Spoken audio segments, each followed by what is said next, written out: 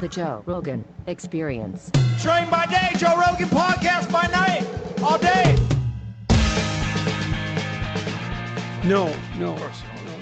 I'm too vain. That's exactly right. I look back and I think, those headphones are pushing up my hair. Isn't that sad? That's so shave sad. your head. That's sad. You never look back if you do. Yeah. Oh, it's the greatest thing in the world. Yeah. It's freedom. I have a big dent here from when a meteorite landed on me when I was a kid. A meteorite. Yeah. Oh, funny story. I know. I've got plenty of cuts on my head. I got them all over the place. Well, you're looking pretty unscarred. Oh, the back of my head. I have one when I was a little kid. It's pretty big. That one of these cranes that lifts up sewer pipes, those big concrete pipes, banged me off the back of the head.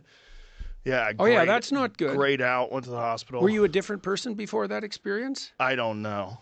I need to have talked to my mom. I was always a little This wild. could be of autobiographical significance. Oh, there's definitely a lot of head trauma. Were you knocked out? My personality. No. Okay, I stayed conscious, but I got close. That's the big predictor. I got gray. I grayed out that I came back to. I didn't completely go unconscious. So Jamie went golfing this weekend with O.J. Simpson's golf clubs. Uh-oh.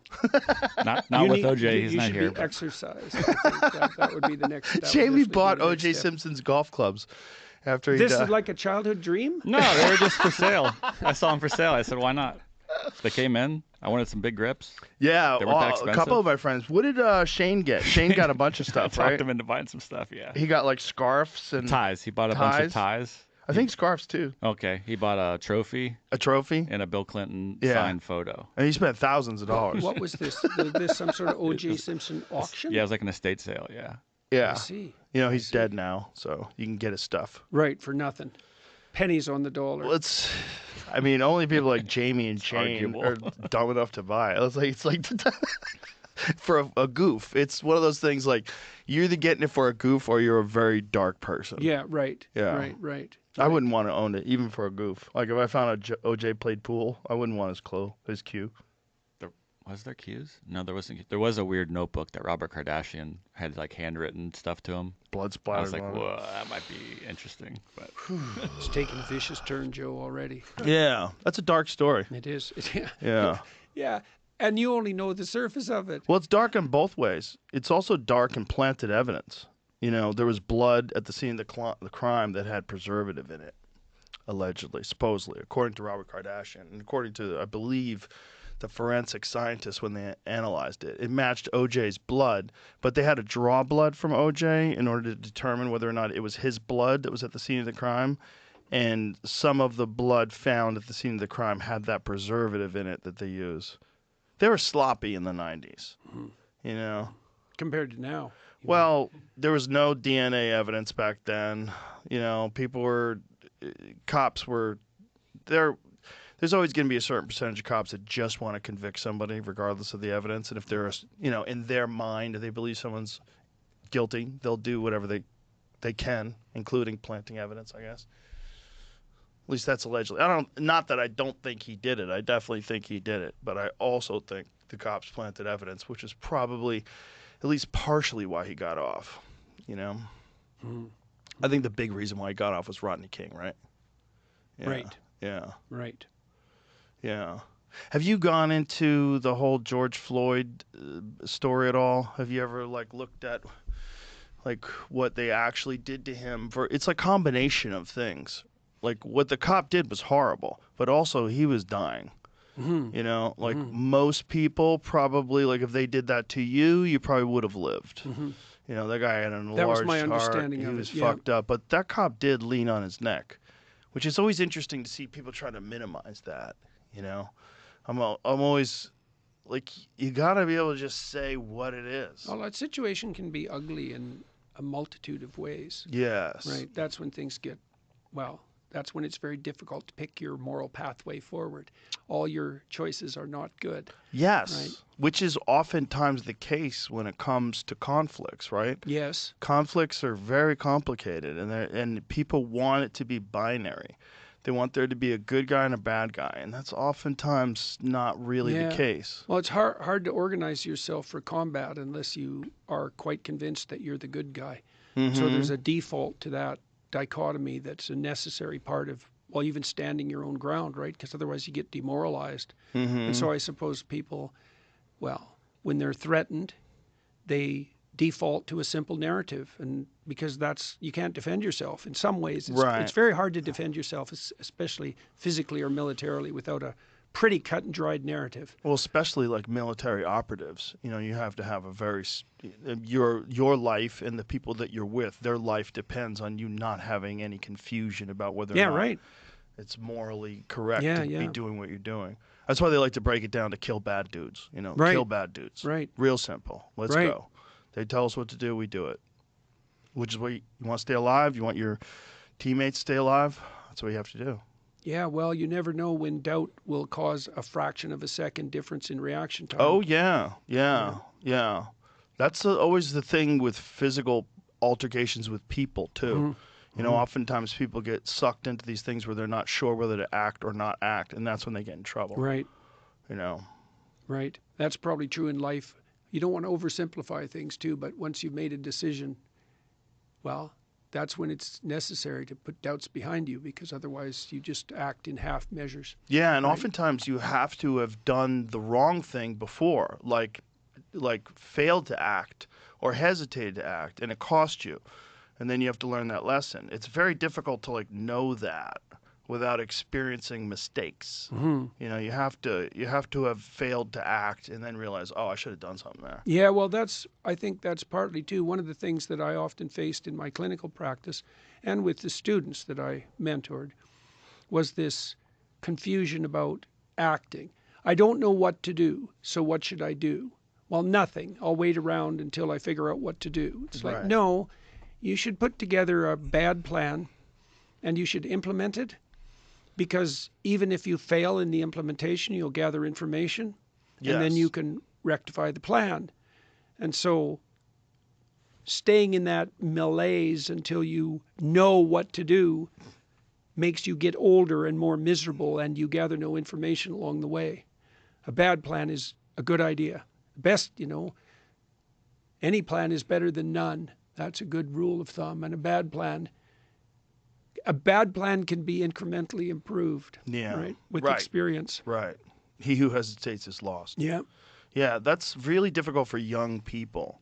I think more so today than ever at any time in history, because the distractions are so many and they're so engrossing.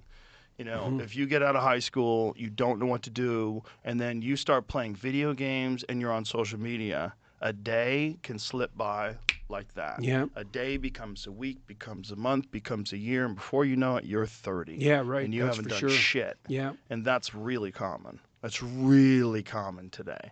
And I don't think we can ignore those factors, the factors of just engrossing distractions. Yeah, well, and the algorithms optimize for short-term attention. Mm-hmm. So, Yeah. it's a weird thing, because you could imagine that you would want a machine that offers you what you want, right? Because you want ads that are targeted to you, because you want to see a bunch of ads that aren't relevant to you now and then, because maybe you'll learn something. And content, well, why not have a machine shovel the same sort of things that you are interested in at you? Yes. That's a kind of curation.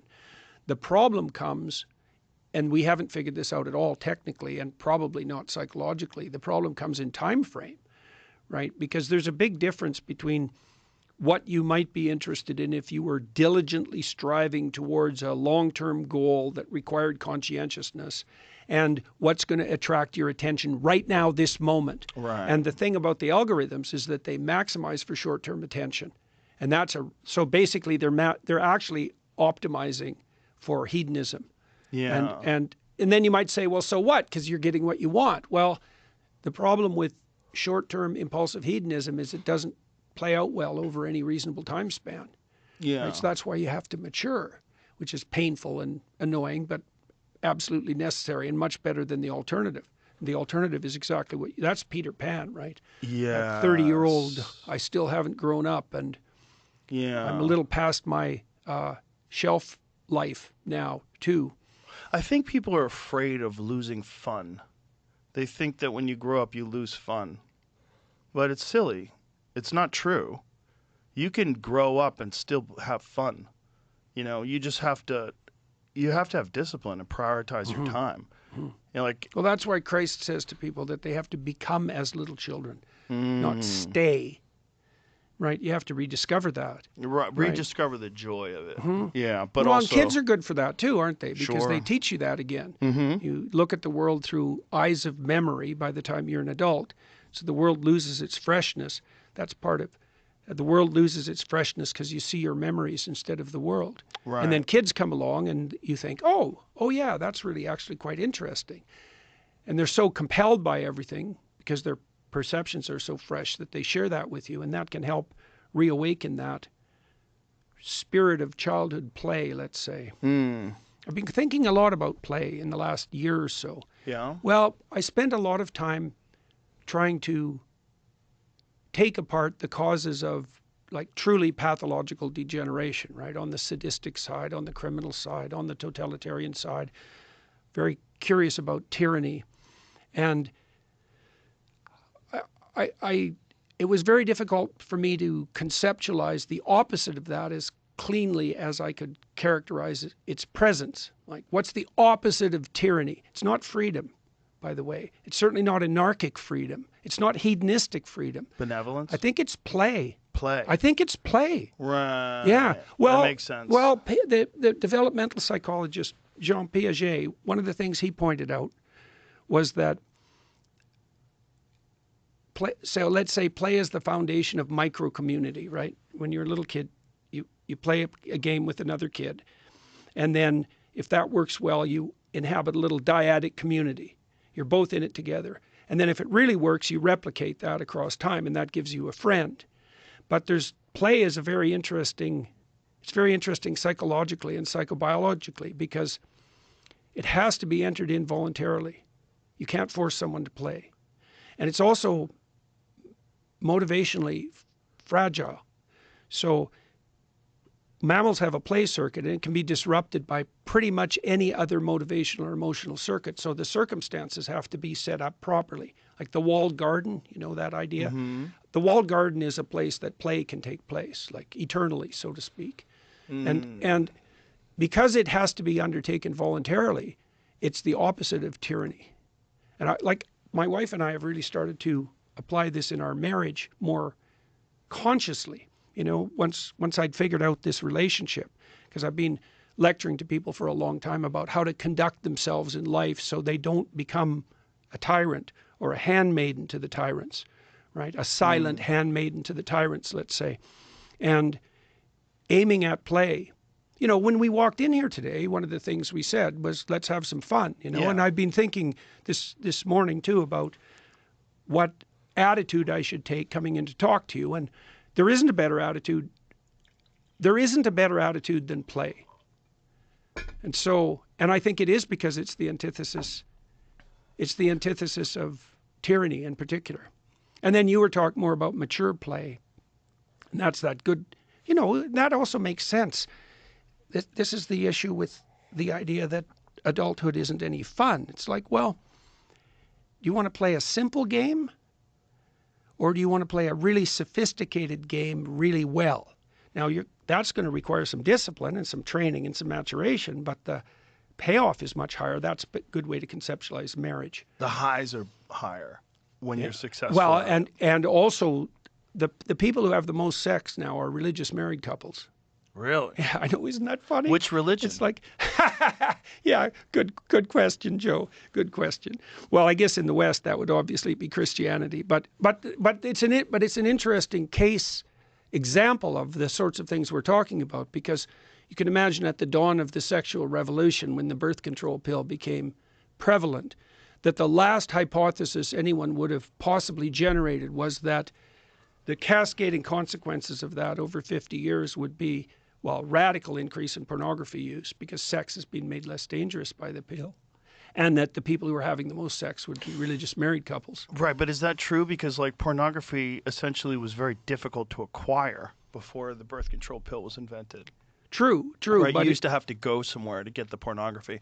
Isn't part of the excess use of pornography just 'cause the access is so instantaneous now?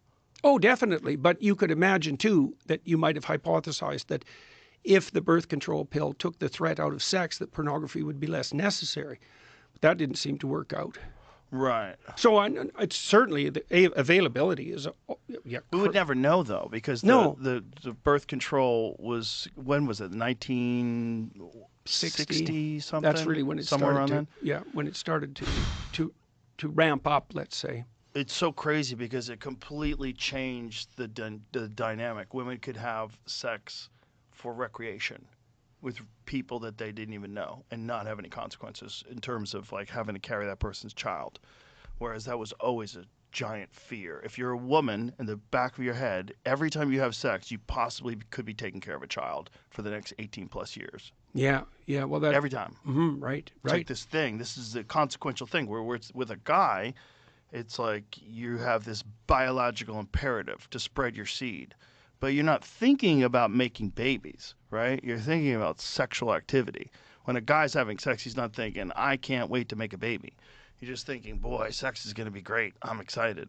Oh, boy, that's fun. You're not thinking, I'm making a kid, because that would make you hesitant, and nature's not interested in hesitation. Nature's like, no. Let's just make you dumb as fuck for about 20 minutes and focus on one goal. So why did you get married? Well, I love my wife. She wanted to get married. We had a child. It seemed like a good thing to do. It's like, at a certain point in time,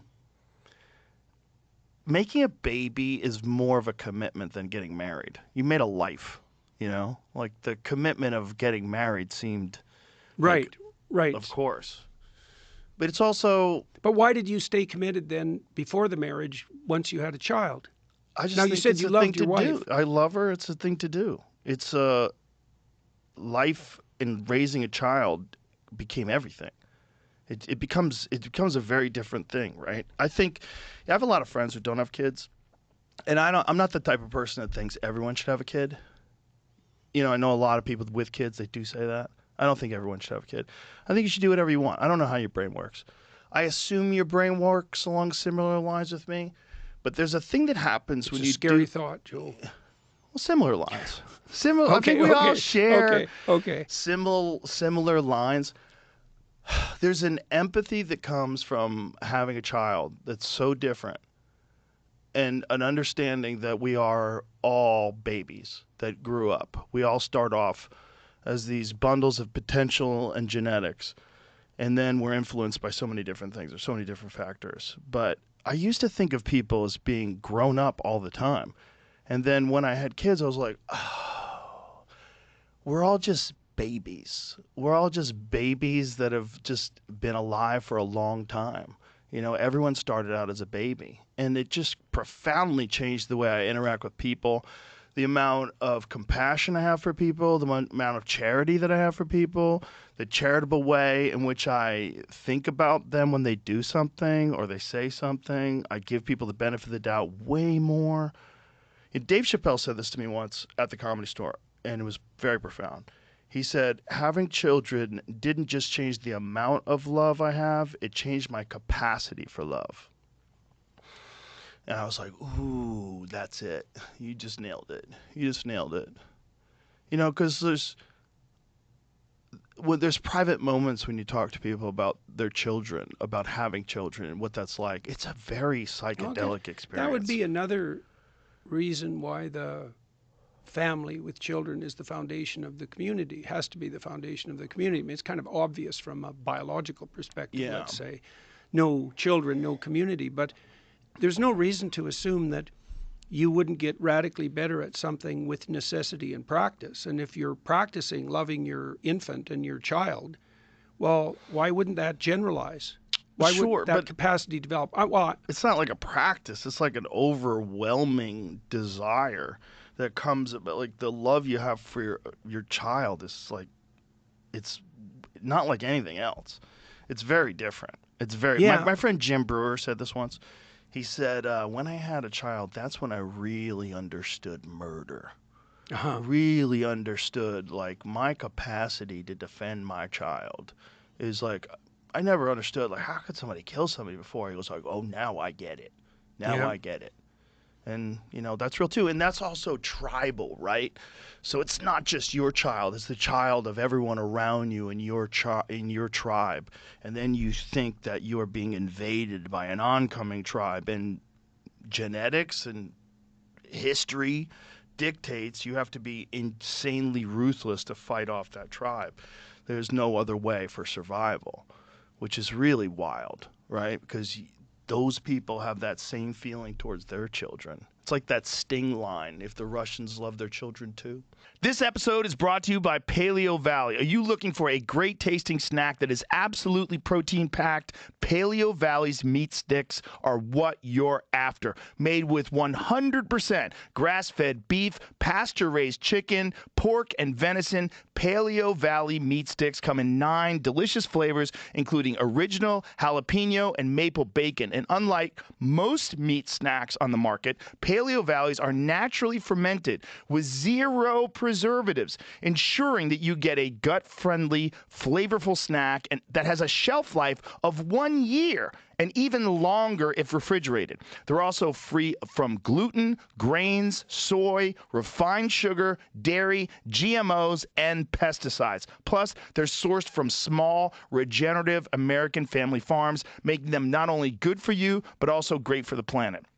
Whether you're following a carnivore, keto, or paleo diet, Paleo Valley meat sticks are the perfect protein snack for you. With over 35 million sold and a 60-day, 100% money-back guarantee, Paleo Valley stands by their quality. Visit paleovalley.com/Rogan and use the promo code Rogan to get 20% off your first order. So that love that you talk about with regard to your wife, I asked you a little bit about that. It's like I've talked to people who they can't understand how someone could be with the same woman indefinitely, let's say. Or these are people who usually haven't been able to establish that within their own life. Mm-hmm. And of course, the price you pay, assuming it's a price, for foregoing all others is that's exactly it. It's a major sacrifice. And so what role do you think that love plays? Like, how do you conceptualize the relationship between that love that you described and that willingness to stay in a permanent relationship and the willingness also to not pursue any other women? How do you understand? How does that make itself manifest in your life? I mean, I presume that you had opportunities of all sorts. I presume you do as well. In principle, I suppose they don't seem to You're come a to me in a professor sense. type character. Back in the day, guys like you would be banging their grad students. Not guys like you, but guys in your position. Yeah. Well, right? there were guys. Wasn't that always the thing? This is a fascinating aspect of I academia. seem to shut that off pretty much at the beginning. Eh? Well, they seem to have completely stopped that. Like if you go back to Feynman and Oppenheimer and famous scientists were notoriously playboys, which is really interesting because it's like these wild, innovative people were essentially like intellectual rock stars, right? And then somehow or another that just got stopped. Like if you were a professor in the 1960s, like the girls would be wooing the professor. They would be excited. These 22-year-old graduate students would be so excited to be talking to this like incredibly famous intellectual. And they all, were ladies' men. Like Feynman was like famous for chasing skirts. That was like part of the thing. He does a lot of math and chases skirts. That is a giant distraction to people that are trying to get things done in life. And it's also a distraction from your own personal development, I think. I think you could be with the wrong person and want to be with other people, and that makes sense.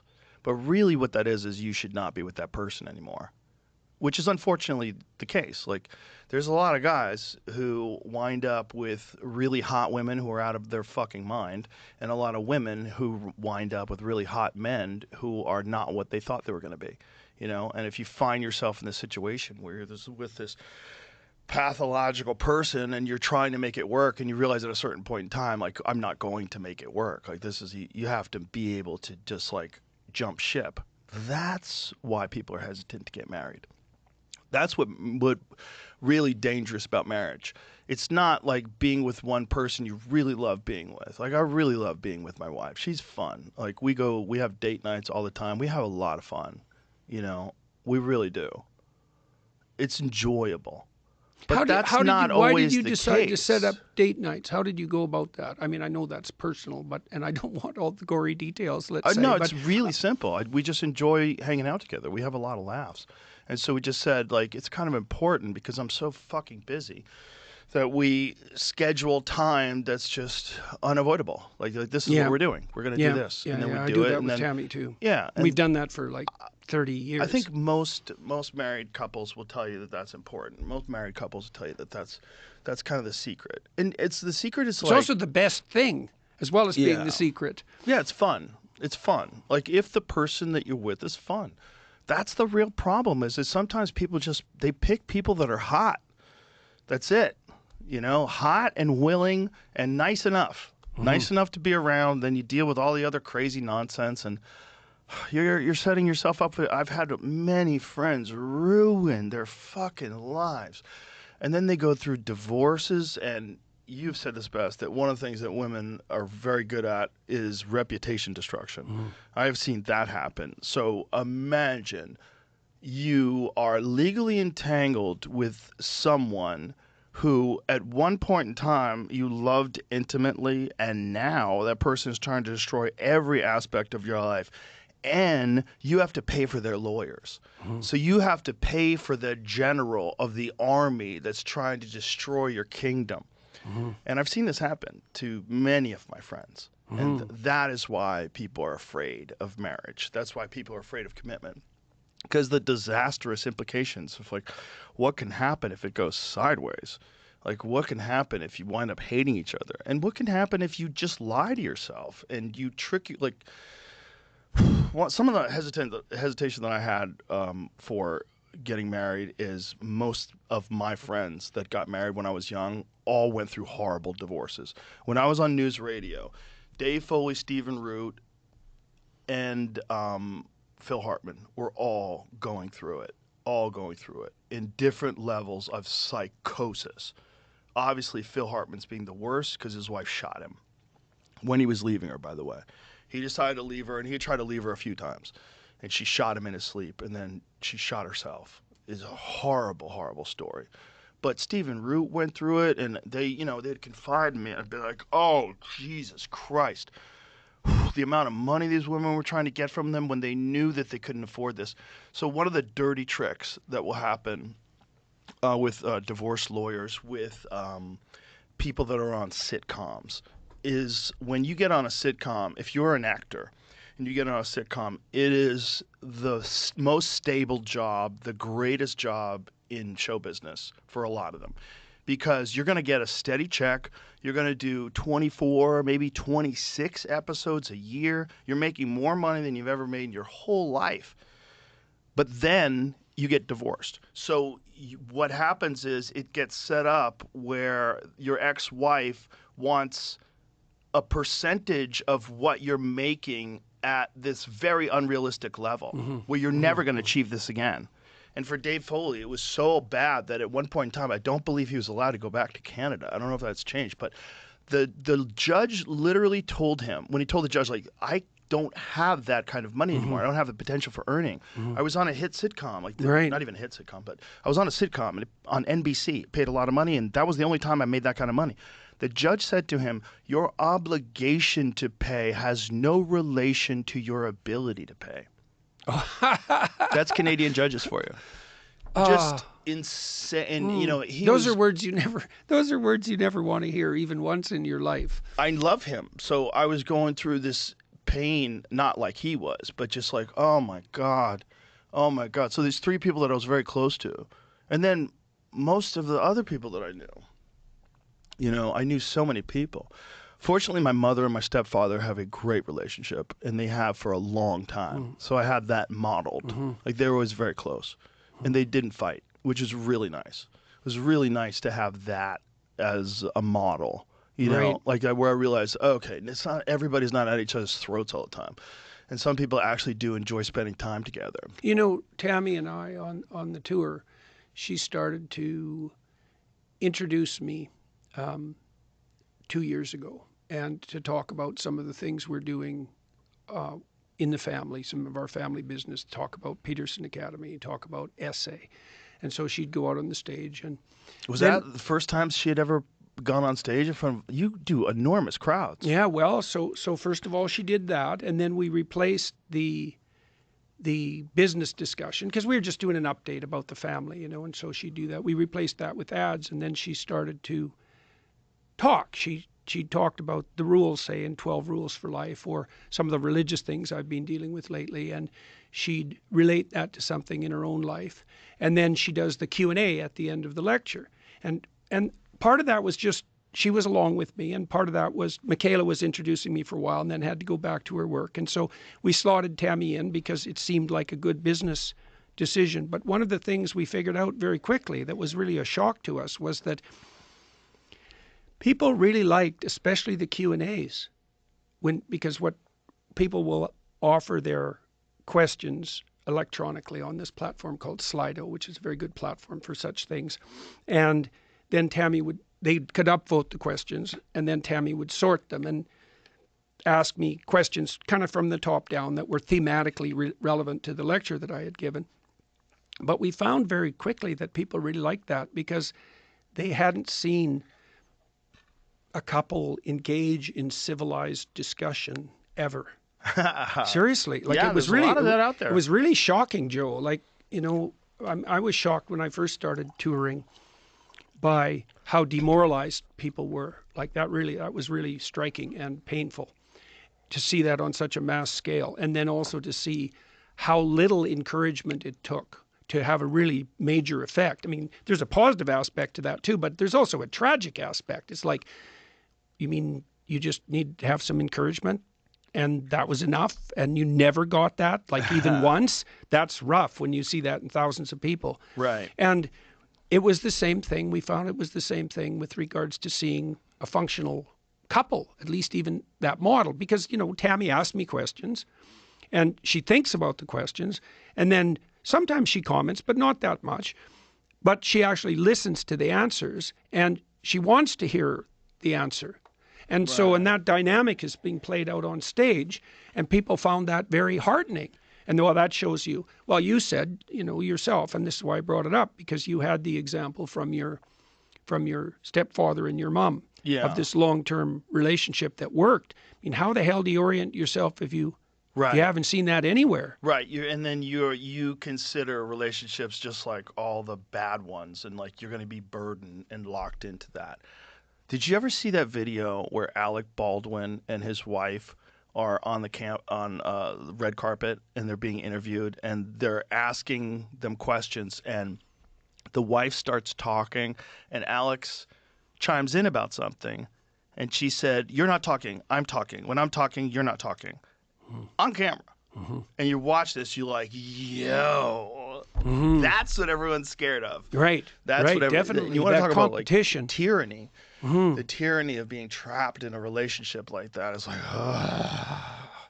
and sometimes one person is so overbearing that the other person just sort of submits to it, right? And then you're just like, I don't want to fight. I don't want to deal with this. I don't want to deal with this. And so then you're just trapped, and this person's insulting you and humiliating you publicly. That was the case with Phil Hartman. I got to see that.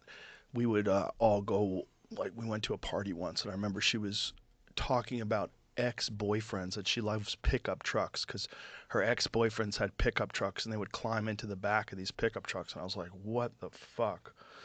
But she was doing it on purpose to like make him squirm and make him uncomfortable. And she would say things like, talk about how he's old. Oh, he's old. He doesn't, he doesn't like to do anything. It was just public humiliation in front of friends, where you're in this like arena where he can't say anything. Yeah. He can't just go, what the fuck are you talking about? Like, why are you talking to me like that? Like, why are we doing this? He can't do that because he's public. And he's out with us. Maybe he should do it anyways. Probably should do it anyways. Yeah, probably. But we're all out, and Phil was all about like appearances. How things looked. Right. One of the things that he was afraid of with getting married was that he was just starting to break into films, and a lot of the films that he was doing were very like family-friendly films, and it helped that he was a family man.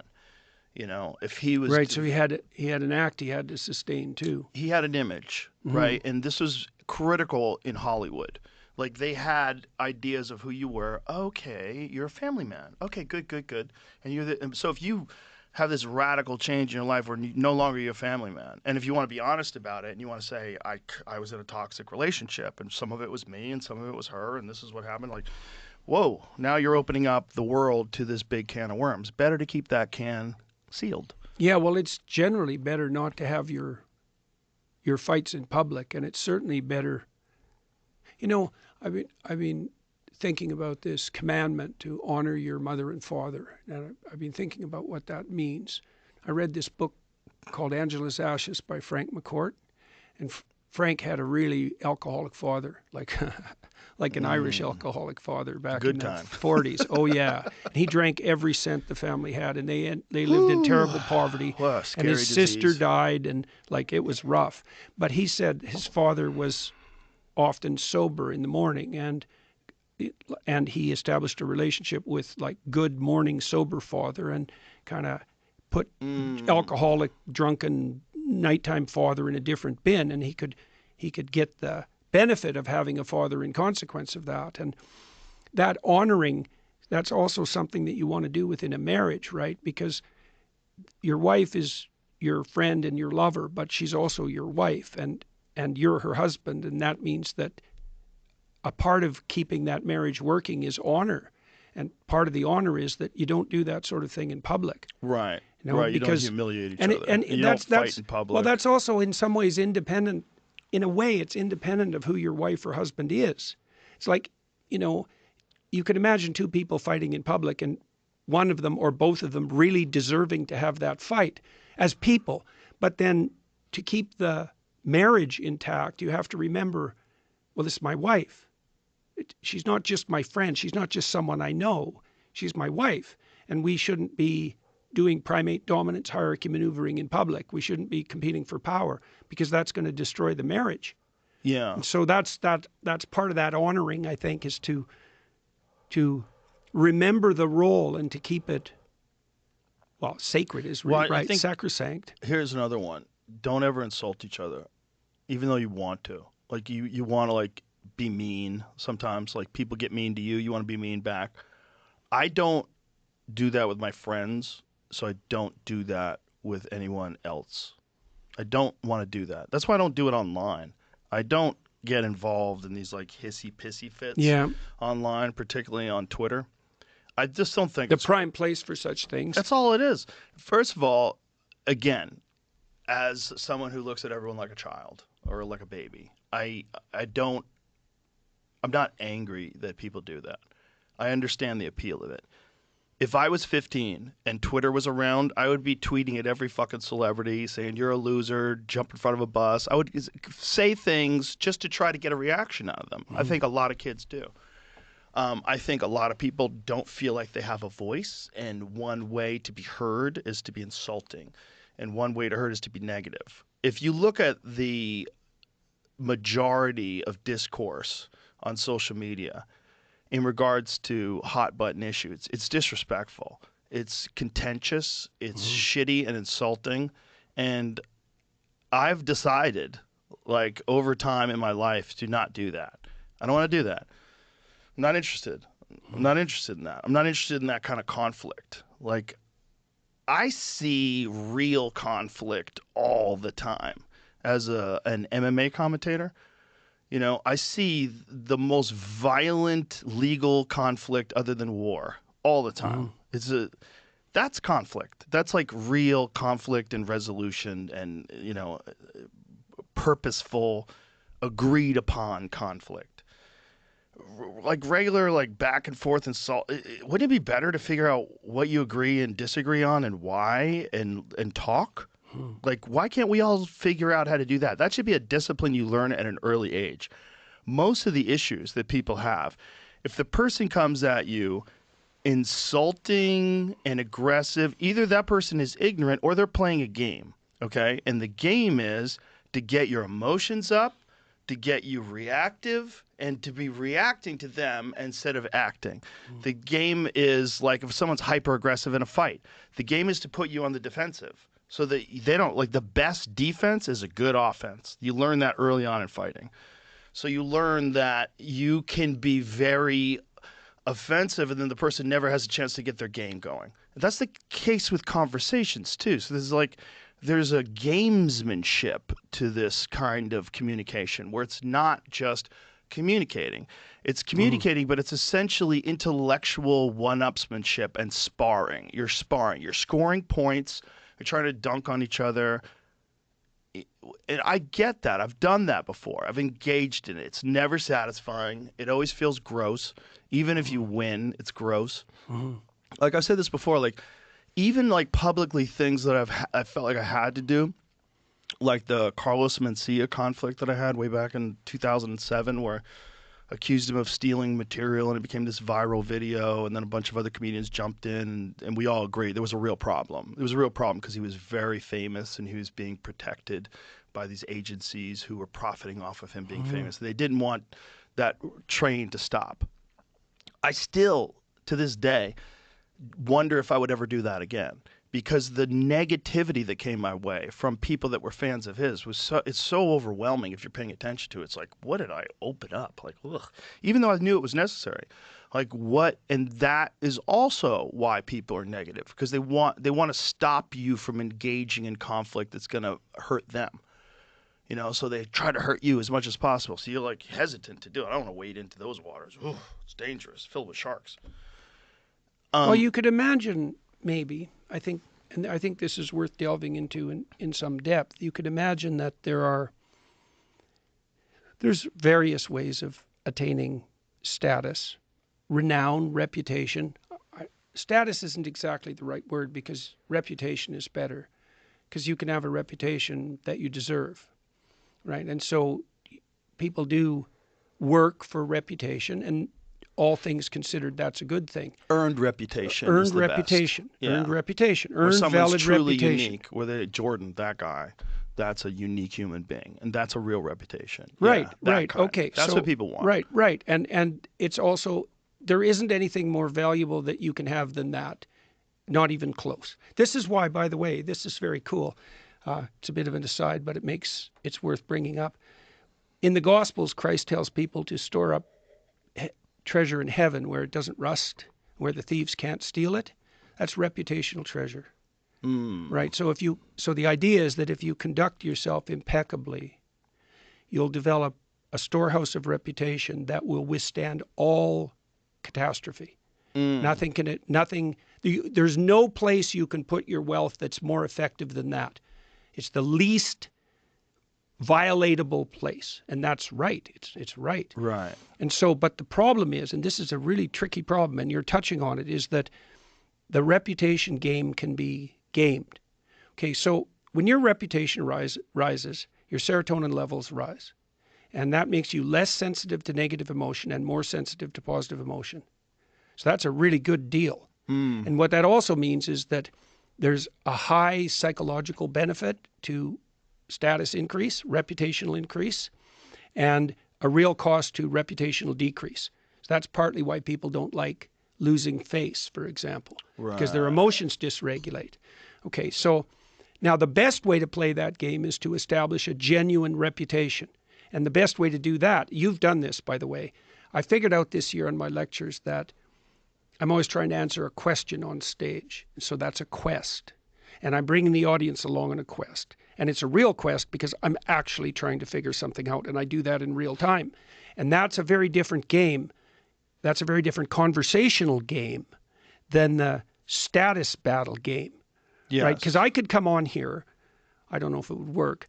But I could come on here and I could try to show that I was smarter than Joe Rogan. Now, I've watched you, and that's a very difficult thing to pull off. But hypothetically, that could be my aim, and I could play gotcha questions, and I could lead you into places. The problem is that wouldn't work because I'm willing to accept that you're smarter than me. First of all, I talk to a lot of people that are smarter than me, and I like it. It's enjoyable. I don't ever feel uncomfortable talking to people that are smarter than me. Yeah. I want to know some things that they can tell me on certain things. I want to educate myself. I want to see how their mind works. I want to be blown away. I don't want to compete with them intellectually. There's times in my life where I would have fallen into that trap. Yeah. I think that's what's trap, made. Well, I think that's also what's made you popular and a force for good, is that you are on a quest, and that quest, the consequence of that quest, if undertaken properly, is reputational enhancement. And people who can't or won't do that, they default to power games. And the part of that's the default to power. Right. But it's worsened with social media. Absolutely. Because if you meet someone and they're playing a power game with you, you can just decide not to have anything to do with them anymore, or you can put a stop to it if you need to. But on social media, you can't, because they're distant from you, and they're often also anonymous. And so they can play power games to enhance their reputational status falsely with no consequences. And the social media is rife with that, and it's really a problem. Like, I think that virtualization has enabled the psychopaths. Without a doubt. Yeah, well, without a doubt. That's a terrible thing, because the psychopathic types, they're always the death of everything. Like, I'm seeing this come up on the right now. So imagine this. I've been working on a new theory of political psychopathology, and I like it quite a lot. Is this where the term the woke right comes in? Yeah, well, Lindsay is pointing at that, but he hasn't got the diagnosis exactly right. So it isn't woke. That's not the issue. It's not exactly. I think he's one what level. they're talking about is like similar types of behavior. He is talking about that. Yeah, no. But What he's pointing. Woke just lets you clarify in your head. Oh, it's like that. Yeah, but the problem is. It's like Antifa. Yeah, absolutely. But the problem is that argument is predicated on the claim that the ideas are the problem, like the woke ideas, for example, on the right or the left. But that's not the problem. The problem is that 4 to 5% of the population, something like that, is cluster B, that's the DSM-5 terms, histrionic, narcissistic, antisocial, psychopathic, or they have dark tetrad traits. They're Machiavellian, they're sadistic. That's about 4%. Okay, so the question is, how do these people maneuver? And the answer is they go to where the power is, and they adopt those ideas, and they put themselves even on the forefront of that. Right. But the ideas are completely irrelevant. Right. All they're doing is they're the Pharisees. They're the modern version of the Pharisees. They're the people who use God's name in vain, right? As they proclaim moral virtue. Yes. Doesn't matter whether it's right or left or Christian or Jewish or Islam. They invade the idea space, and then they use those ideas as false weapons to advance their narcissistic advantage. Yes. And so then you have the problem, and the right's going to face this more and more particularly, because the left had to face it when they were in powers. Yes. How do you identify the psychopathic parasites, 4% of the population, who are clothed in your clothing and waving your flags, but who are only in it for narcissistic benefit? You know, the people who studied the dark triad, these were people who originally studied psychopaths, and they moved into ordinary personality, so to speak, on the fringes. They showed that the non-criminal psychopaths, so the fringe cases, are Machiavellian. They use their language to manipulate. They're narcissistic. They want unearned reputation. That's what a narcissist wants. And they're psychopathic, which makes them predators or parasites. Okay, that's pretty bad, those three things. But they had to expand the nomenclature after a while, because they found that they were also sadistic, which implied that if you're Machiavellian and narcissistic and psychopathic, you develop a sufficiently bad view of your fellow man that their undeserved pain is a source of pleasure to you.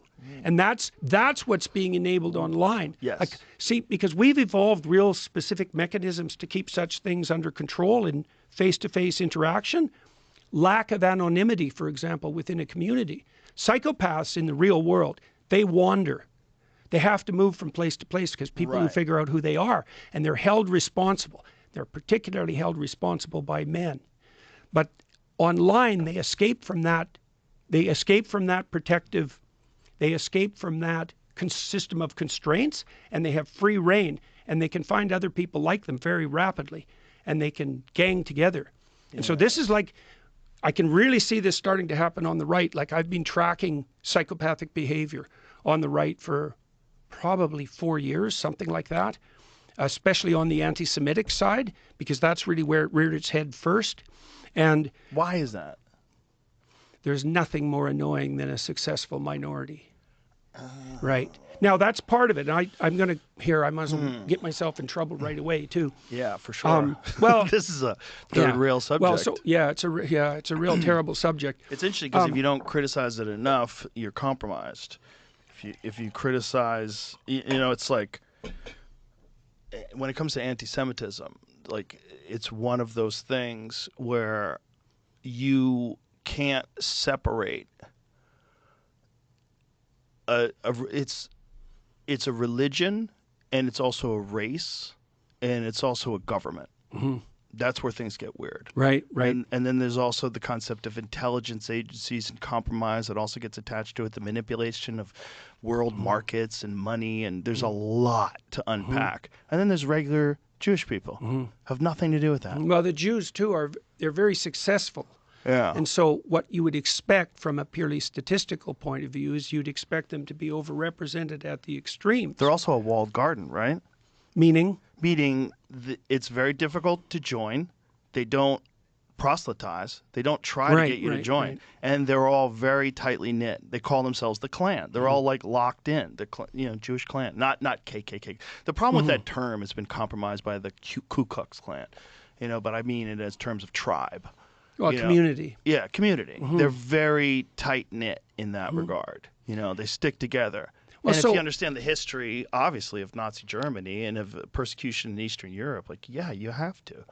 Yeah, of course. Yeah, well, all these complex things are multidimensional. I mean, I watched your whole conversation with Douglas, and I thought you guys did a very credible job, all three of you, of navigating unbelievably choppy waters. So that's the first thing I'd like to say, because one of the things I was trying to figure out when I was watching that is, do I think I could have done a better job of any of you? And I certainly didn't walk away from it with that idea in mind. But then underneath all that, I thought there's a really unbelievably tricky problem here, and I think that's why it's made it poked up into, well, you also set that conversation up, but it poked up and made itself manifest in that conversation. And the issue is, how do you identify the psychopathic pretenders? And it's even worse now, and then make a barrier, right? Now, the right was calling for the left to do that for decades, and they didn't, and they couldn't, and the left is not good at drawing barriers, partly temperamentally. The right is somewhat better, but there's no shortage of monstrosity there. And so then the question is, how do you draw the line? And that's kind of what I was, because I've been watching these right-wing, they're not right-wing, these psychopathic types manipulate the edge of the conservative movement for their own gain. And a lot of that's cloaked in anti-Semitic guys. There's plenty of anti-Semitism on the left too, by the way. So it's not unique to the right. Well, but particularly now. Yes, particularly now. And so, you've let your curiosity guide you, your curiosity and your desire for knowledge, this quest, you've let that guide you as a podcaster. And by the way, I'm trying to work through exactly the same sort of thing. How do you know, given your radical increase in stature over the last 10 years, how do you know when your curiosity and even your skepticism about the fact that things aren't the way that people say they are, because that's certainly been demonstrated in the last 10 years, how should anyone decide what guardrails to put up? Like, what do you look for? Do you have a conceptual system worked out for that? Like, because what do you mean? In what way? Well, how do I look for in terms of people to talk to? Yeah. Because you have this insanely immense platform, and you're inviting people onto it. And you said to Douglas, and I know this to be true, that you're not really thinking about the outcome exactly. You're thinking about, this is an interesting person to talk to, and I'd like to go on that quest. But then you have the additional conundrum. We're trying to work this out in the Daily Wire side of things too. Not to say that that's exactly the same situation. It's like, once you gain in reach and authority, then how do you know that? How do you take great care that the people you're talking to aren't, what would you say, eliciting or feeding a subculture, yeah, that's right, that hasn't got the proper aims? Like, I guess the legacy media probably worked that out by having people, mediators, right, and guests, and that was also back when we could rely on the structures of authority in some sense to filter. And now we're in this helter-skelter world where everything is The up legacy for media grabs. is the worst at that now. Yeah, I know. They're the worst I at know. that, which is fascinating. You know, it really is. It's really fascinating when you lose faith in a New York Times piece. You know, it's like you go like, well, this is bullshit. Yeah. I know this. I know what they're doing. I know Yeah. they're just, this is editorial bullshit. And that didn't used to be the case, I don't think. But No, then, it didn't. But then I go back to like what I learned about the Woodward, Bernstein, Nixon thing at Watergate. That was all essentially an intelligence operation. Have you ever looked into that? You know, I had Some. Bill Murray on the podcast, and Bill Murray said one of the wildest things. He read the first 5 pages of Bob Woodward's biography on John Belushi, Wired. Mm-hmm. He read the first 5 pages. He goes, "Oh my God, they framed Nixon." Oh, really? Oh, wow. Isn't that crazy? Yeah, no He's kidding. like, what they wrote about my friend was so not true. It was so wildly off. He said John Belushi was a lightweight. John Belushi would have a couple of drinks and he'd be fucked up. He wasn't like a big partier. That time he did that speedball is probably the only time he ever did it in his life. But Woodward had him painted as this maniacal, off the rails, just drug-addled monster. And he knew that to not be true. He was very close to Belushi for a long time. And so he was like, oh my God, they framed Nixon. And then when I told him the whole story, you know, what Tucker Carlson had told me about Woodward being an intelligence asset, and then that was his first job ever as a journalist was Watergate, and that there's FBI guys that were involved in it and the break-in, and the whole thing was they tried to get Nixon out of there, the most popular president in the history of the country in terms of the vote, and they were successful. They got him out of there, and it's probably likely because Nixon was very concerned with who killed Kennedy, and he wanted to find out, and he wanted to get that information out, and apparently he had been talking about it. I know who did it, and he was, you know, he didn't want it happening to him, obviously, and he knew it could. If you're a president, you know, a couple of guys ago, you know, just one of the most popular presidents, at least posthumously popular presidents. I know he's very polarizing while he was in office, but was shot in the head in the middle of Dallas, and you think that the government might have had something to do with it. Like that could fuck with your head, obviously. You know? Yeah, well, there's many things like that. I mean, you saw the government website that came up 2 days ago about COVID? Yes. Okay. Wild Yeah, to see that. That's for sure. What are you supposed to do with that? All the things that would have gotten you fired if you were a professor and you said them 4 years ago, you would have 100% got fired for espousing any of these ideas that turned out to be true. You would have gotten kicked off of YouTube. You would have gotten, you know, there was a lot going on there, you know, which is I feel so fortunate that right at the height of COVID was also when I had gone over to Spotify. Spotify is a Swedish company. It's different. They're different.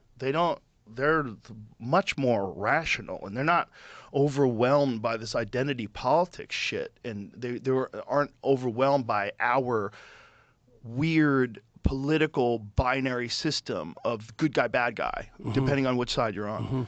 And they were like, "What are you talking about? Like, this is crazy. We don't censor our rappers." The Swedes also didn't lock down. Yes, they didn't lock down. Right. They were also like, "We don't censor our rappers. Like, we don't tell the rap lyrics. Some of my favorite rap lyrics are horrendous, but it's just like my favorite movies are Tarantino movies. The dialogue is horrendous. It doesn't mean that these are horrendous people that are putting together this. Tarantino's a wonderful guy. He's fun to be around. He's great. I've had dinner with him, brought him to the comedy club. He's great. He's not a bad person, but he is an artist, and he's creating this thing, and this thing is going to show you aspects of humanity that you know to be true, but are horrific. That's the same with rap lyrics. It's the same with a lot of things. And Spotify's position was, we're not censoring. That's not what we're in the business of, like, promoting art. Like, we sell art, and we're not interested in censoring art, essentially. And it turns out, luckily, we were all right. We were all correct, and now the government shows it on their fucking website, which is crazy. Have you seen it, Jamie? Yeah. Pull it up, because it's bananas. And Well, look at this. Lab yeah, leak. right. Leave I Trump know. in the I know. By the way, I know that he would bring up the vaccines when he was on his rallies, and people would boo. When he was on the campaign trail, people would boo, and I think he was, like, confused by that. I think he's a little. I don't want to say he's out of touch, but there's too many things for him to be thinking about, for him to be paying attention to what people really think about the vaccines and vaccine injuries and mandates and just the psychological warfare that was played on the American people. You remember that very famous White House post that they made for the vaccinated, you've done your job, or for the unvaccinated, you're looking forward to a winter of severe illness and death, and the hospitals that you will overwhelm. Like, that was the White House telling you something when it was in Omicron by that point, which was like a cold. Like, it was crazy. The deaths had dropped off radically, but they were so in bed with the pharmaceutical companies that they were like, you gotta do it. You gotta get vaccinated, and if you don't, you're looking forward to death and severe illness. Like, imagine, you're not basing this on real statistics. You're not basing this on science. You're just basing this on this control, this fear element that you're trying to impose upon people. So that's an interesting point there too, that issue of control and fear. I started this. I was part of a group that started this organization in the UK called the Alliance for Responsible Citizenship. We had our second convention in November, which went very nicely, by the way. So you're doing like a positive counter to the World Economic Forum. Forum. Well, we have some rules. And one rule is you don't use force or fear, right? Use invitation. So can I tell you a story about that? Please do. Okay, so I've been touring about this new book of mine, right? We Who Wrestle with God. And it's, I've been lecturing about lots of the things I know, but I've been using biblical stories mostly to provide an analytical frame, because that's what stories do. They provide a frame. And there's a great story in the continuing Exodus story, the story of Moses and the Israelites, where Moses has led his people away from the tyrant and away from their own slavery, because there's a dynamic in that story between those two things. No tyrants without slaves. Or you might say no tyrants without willing slaves. And so the Israelites have to get away from the tyrant, but then it's across the Red Sea of chaos and blood and into the desert for 40 years. You don't escape from the tyrant if you're a slave without paying a price, and maybe for 3 generations. It's rough. So Moses is trying to get these people to stop being slaves and to take responsibility so they don't need a tyrant. And so he's kind of got there, and they're on the edge of the promised land, right? And so they're almost at the end of their voyage, and they run out of water. They're still in the desert. They run out of water, and they get all whiny and bitchy about the fact that they had to go across the desert and that it was way better under the tyrant, and that Moses is nothing but a corrupt patriarch and he's only power mad, and they foment some rebellion. And anyways, it's a pretty ugly situation. And the Israelites go to Moses and they say, look, we're really starving. We're thirsting for water. We're going to die. Do you think you can have a chat with God, see if he'll do something about this? And God tells Moses to go to some rocks in the desert and to ask them to bring water forth. And so he goes with his people to these rocks, and instead of asking, he takes this staff of his. The staff is a really important thing. It's like your staff if you have an organization, same derivation. But it's also the magic wand of Gandalf. It's the flag you plant in new territory. It's the tree of life. It's the living tradition that has a spirit inside it, and that's a serpent, and that's the serpent that eats all the serpents of the Egyptian tyrants, magicians. That's the staff. It's his rod of his authority. And he, instead of asking the rocks, he hits them twice with the staff. So he forces them. And God tells him that in consequence of that, number one, he's going to die. And number two, he's not going to get to the promised land. Right. So there's this insistence. It's really interesting. Well, it's a crucial insistence. And it's very important in this time, I think, to understand what this means. So Moses is a leader. He's the archetypal leader. And he realizes his responsibility in the encounter with the burning bush, which is something that attracts his attention, that he takes with great seriousness, and that transforms him. And so then he becomes the leader who stands up against the tyrant and frees the slaves and takes them through chaos into the desert. And his temptation as leader is to use force. So when he's a young man, for example, he kills an Egyptian aristocrat who was tormenting a Hebrew slave, and that's why he has to leave Egypt. He's tempted by power because he's a leader. And then at the end, even though he's done all these things, he's been an upstanding man and gone beyond his call of duty. And he's right at the point where he attains victory, right, to enter the promised land. And he uses force once. When God tells him to use invitation, to use his words, the logos, to use words, to use invitation. And that's enough so that he's dead. So is his brother Aaron. That's his political arm. And he doesn't enter the promised land. And then in the Gospels, of course, Christ forgoes power altogether. The temptation in the desert, one of the three temptations is the temptation for use of power. So one of the things that maybe we could conclude from all this, given the context of what you said, is that you can tell the tyrants, they use fear and compulsion, and they don't use invitation. So one of the rules we put together for ARC was invitation only. Play, we're going to do this playfully, and we're not going to use force or fear, ever. You have to use invitation. And so I don't know what you think about that. Imagine it's the distinguishing characteristic between the wannabe tyrants and the true leaders. The true leaders say, here's an offer. Would you accept this of your own free will? And the tyrants say, the apocalypse is coming and everything, and we are allowed to do everything to forestall it. Right, including control you and everything that you do. That's the problem. Yeah. Right, and that's how they get people to fall in line. They fall in line through fear. Yeah. Well, fear and force. It's like also, you have to do this because the apocalypse is looming, which is always in a way true. Always. There's always an apocalypse of one form or another looming. The question is, what do you do about it? And terrify people and compel them. Anywhere in the world right now, right? You might be experiencing the apocalypse right now if you live in Gaza. Yeah, you might be experiencing the apocalypse right now if you're in Yemen, if you're a Houthi, right? The end of the world is always coming. Right, and for you, for me, for everybody. Right. So you can always look into the future and conjure up an apocalyptic scenario, and maybe even that in itself isn't a sin, although I think it is.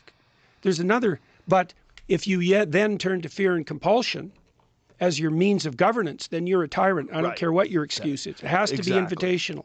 That's when it gets scary, when you see governments telling people that they have to fall in line, or these are our horrible consequences for you not agreeing to what we're saying. Yeah, and then if you don't do this, you're a part of the problem. Right, exactly. Well, and if the apocalypse that's generated in that way is of sufficient magnitude, there's no limit to the amount of power that can be exerted. Right. Because obviously the rationale is there. They have to do it, right? Like this is the rationale to stop Trump, right? You're trying to stop Hitler.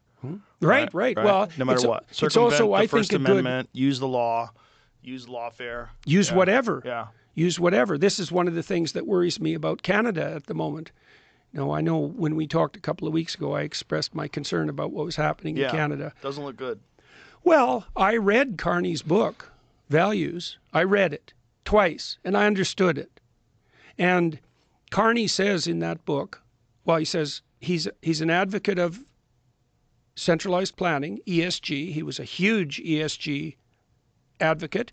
He organized many large corporations to go down this central planning governance route because the market wasn't pricing everything properly. And so central planners had to step in. And BlackRock and Vanguard and places like that were big parts of that. Don't know if they were directly affected by Carney, but it's the same thing. And they've stepped away from that. And he's a big DEI advocate.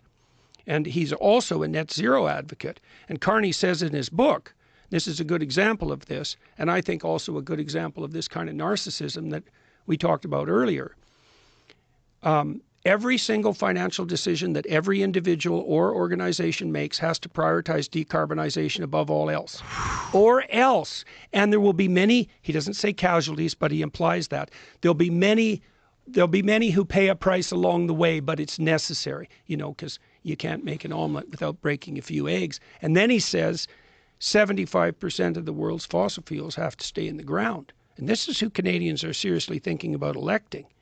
Right. Why does he say the fossil fuels have to stay in the ground? Too much carbon. The real problem with that is the same problem with the COVID narrative, is that they don't allow any dissent. They don't allow any data that conflicts with the narrative. And they don't want to look at any possible, both of them are complicated. They're not similar in a lot, but there are, because they're top-down tyrannical tools. Using fear and compulsion. Yeah. So they did, during the COVID times, nobody wanted to look at any alternative treatments. They didn't want to look at health, metabolic health. They didn't want to look at any factors other than vaccination and compliance. With carbon, no one wants to look at, I'm sure you saw that Washington Post study of the last, was it 50 million years, the graph that shows the temperature of Earth. Have you seen it? We're in a cooling period.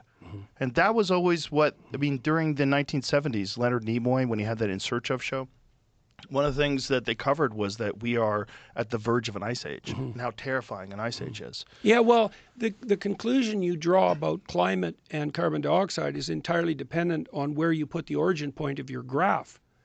So if you go back 150 years ago, carbon dioxide has increased. If you go back 500 million years ago, which is quite a lot longer, we're in a drought, like a serious carbon dioxide drought. Right, and so, also carbon dioxide is the fuel of plants. Yes, it turns out that they like it. Well, the global greening data. Well, when say it, so people know it. Well, one of the things I learned as a scientist was that there's usually an explanation or two that accounts for a phenomenon so completely that almost everything else is noise. Like the MAHA movement, Make America Healthy Again. The fundamental issue is insulin resistance. Like that's the fundamental plague of, say, North America. And everything else is noise. It's not unimportant noise, but insulin resistance is the major contributor. On the climate side, when I look at the data, the thing that leaps out for me is greening. It's like the planet is 20% greener than it was 30 years ago.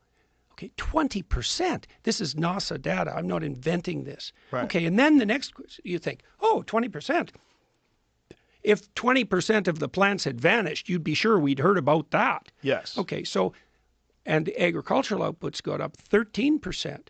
Now, whether all that additional carbon dioxide is a function of human activity, that's still debatable. It doesn't matter.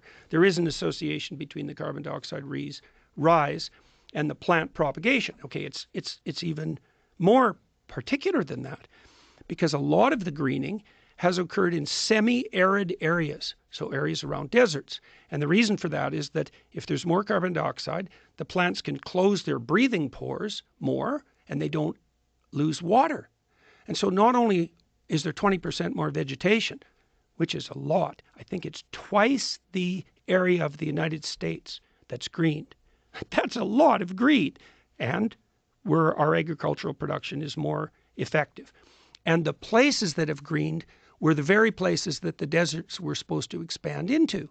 And so, right, because they've greened, they've shrunk, not grown. Now, you could say, well, that rate of change has its problems, and, rates of change have their problems. But I don't see another data point that's anywhere near as stunning as that. I think it's a really important point what you said, that if we lost 20% of the plants, people would be freaking out. Oh, my God. Well, right. and rightly so. Rightly so. But yet it's not even discussed because, again, it's one of those things that invades the narrative, right? It's one of those pesky facts, those pesky truths that gets in the way of the thing that you're saying, well, the apocalypse is coming.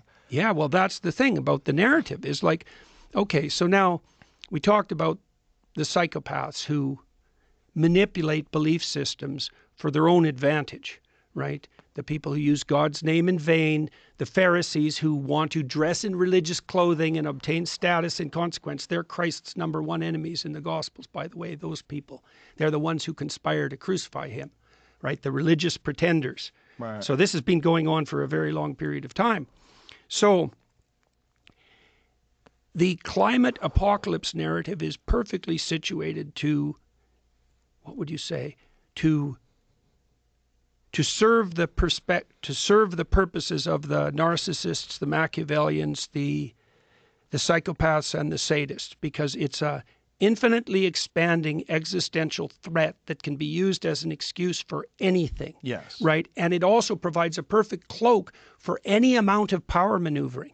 It's like, I want to make your shower heads put out a needle spray so that you're cold all the time while you have a shower, while you're doing something you do every day that could otherwise be highly enjoyable.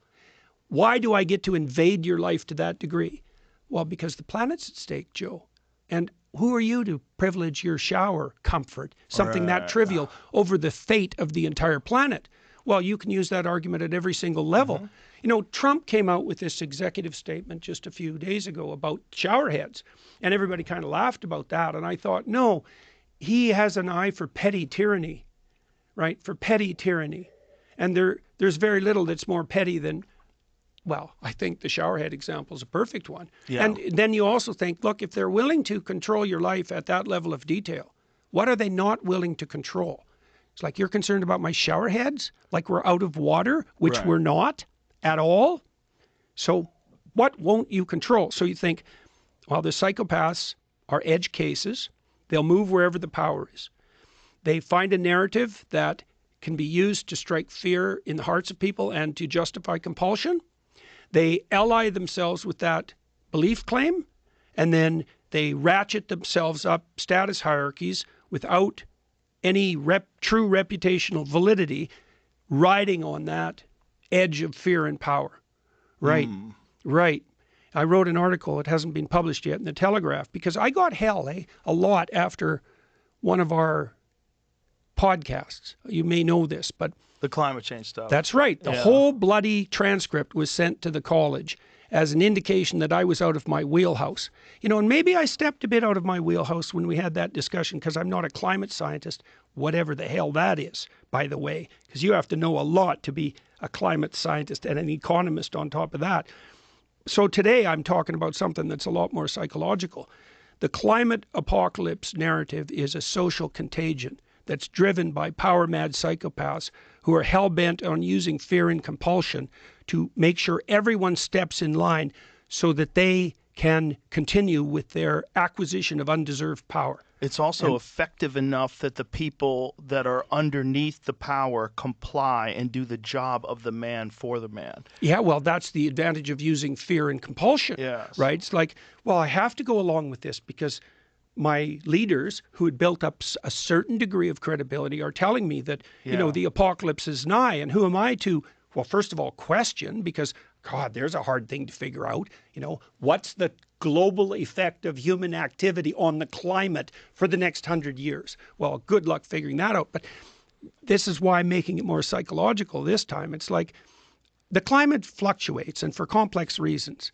But that doesn't mean that you get to look 100 years into the future and you get to conjure up an apocalyptic narrative, and you get to say, we're the only people that can save you, and you get to say, you have to change every single thing you do in your life and prioritize our concern above all else, including even the well-being of your own children, or the economic future of the Africans, for example, who don't get to use fossil fuels, right? You don't get to do that. You don't get to do that using fear and compulsion. Not only that, it's being done by people who have been wrong about everything, every step of the way.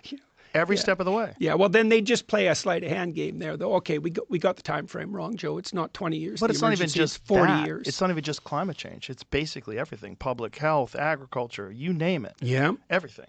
Yeah, well, that every single thing. The water supply. That sets us back into this conundrum that you and Douglas and Dave were addressing. It's like, okay, 2 conundrums, like 3. How do you pursue your interest in a landscape that's been shorn of reliable expert input, right? Who do you rely on? Right. Okay.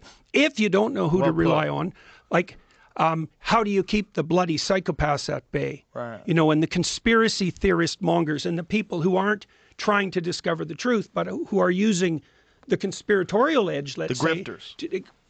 The groypers, for that matter, right? These are people who are clearly playing power games for their own benefit, and they're spinning up these conspiratorial narratives and riding on them and occupying them in this parasitical manner. There's going to be this is a huge problem already on the right-wing side. I don't even know what the hell that is anymore, because I don't know what the left is and I don't know what the right is. But we need to claim the center.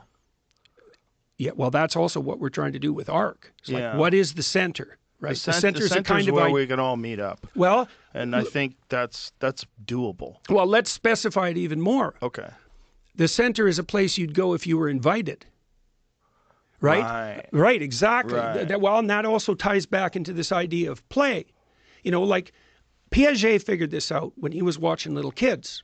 So if a little boy wants to play house with a little girl, which is generally a good idea, if you want to play house with a woman at some point in your life, you better get that right. It's a very serious game. What's the first rule? She has to want to play. Right. What's the second rule?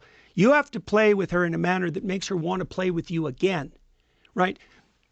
I've been thinking about this a lot in terms of what constitutes objective standards of morality. You know how Sam Harris was obsessed with malevolence, and he wanted to ground morality in objective science because he thought that would give us a firm standing place.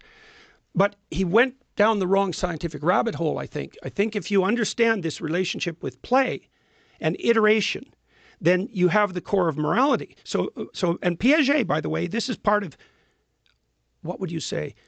This is the philosophical edge of his theory. This is actually what he was trying to accomplish.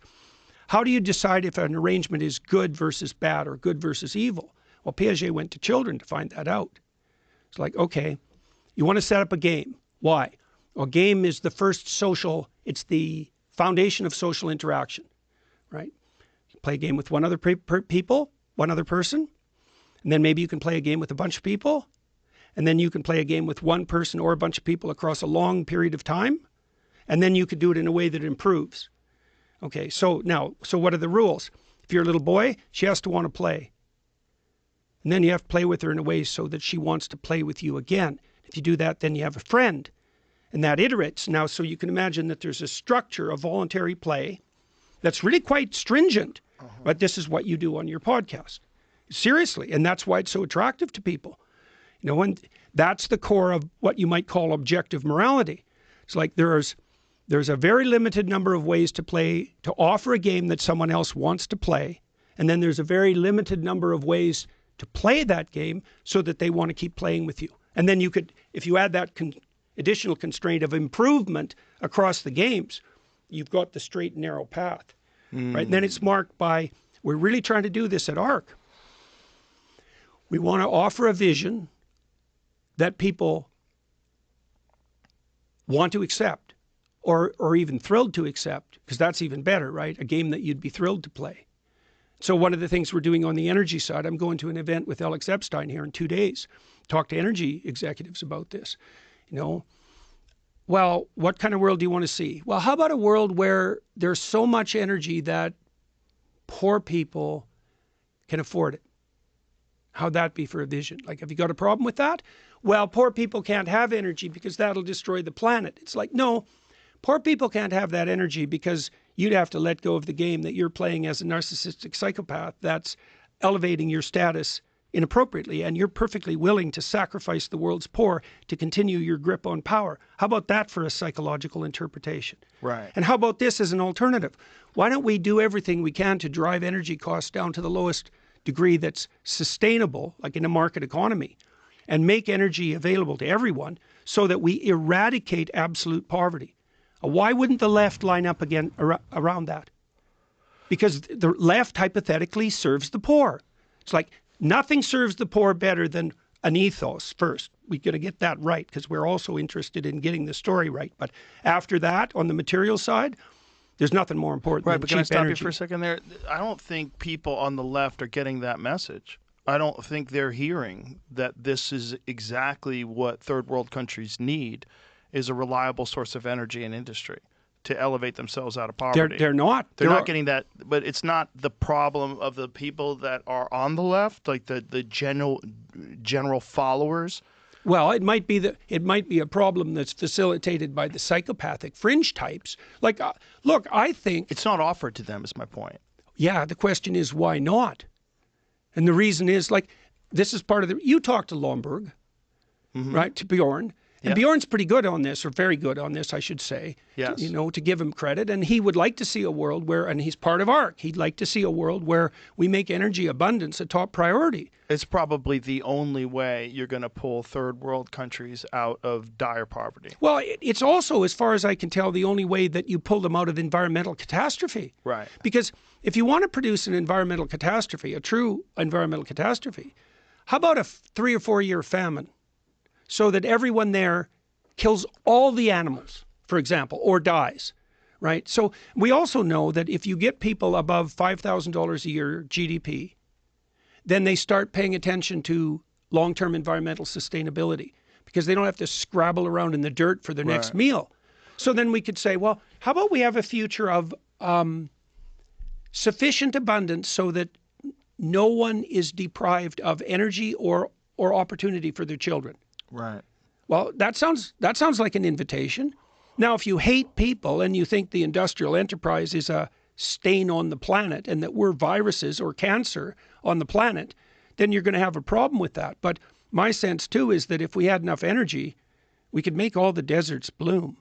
I was watching a video on pollution in India about the amount of garbage that gets thrown in rivers in India, and it was staggering, just staggering to watch that somehow or another because the population is so large and there's so many poor people and there's a lack of hope, whatever it is, they're just throwing their garbage in the rivers, and their rivers are just overwhelmed with garbage. If there's ever like a symbol of people that have been led the wrong way, like bad leadership, bad planning, Bad underlying story. everything.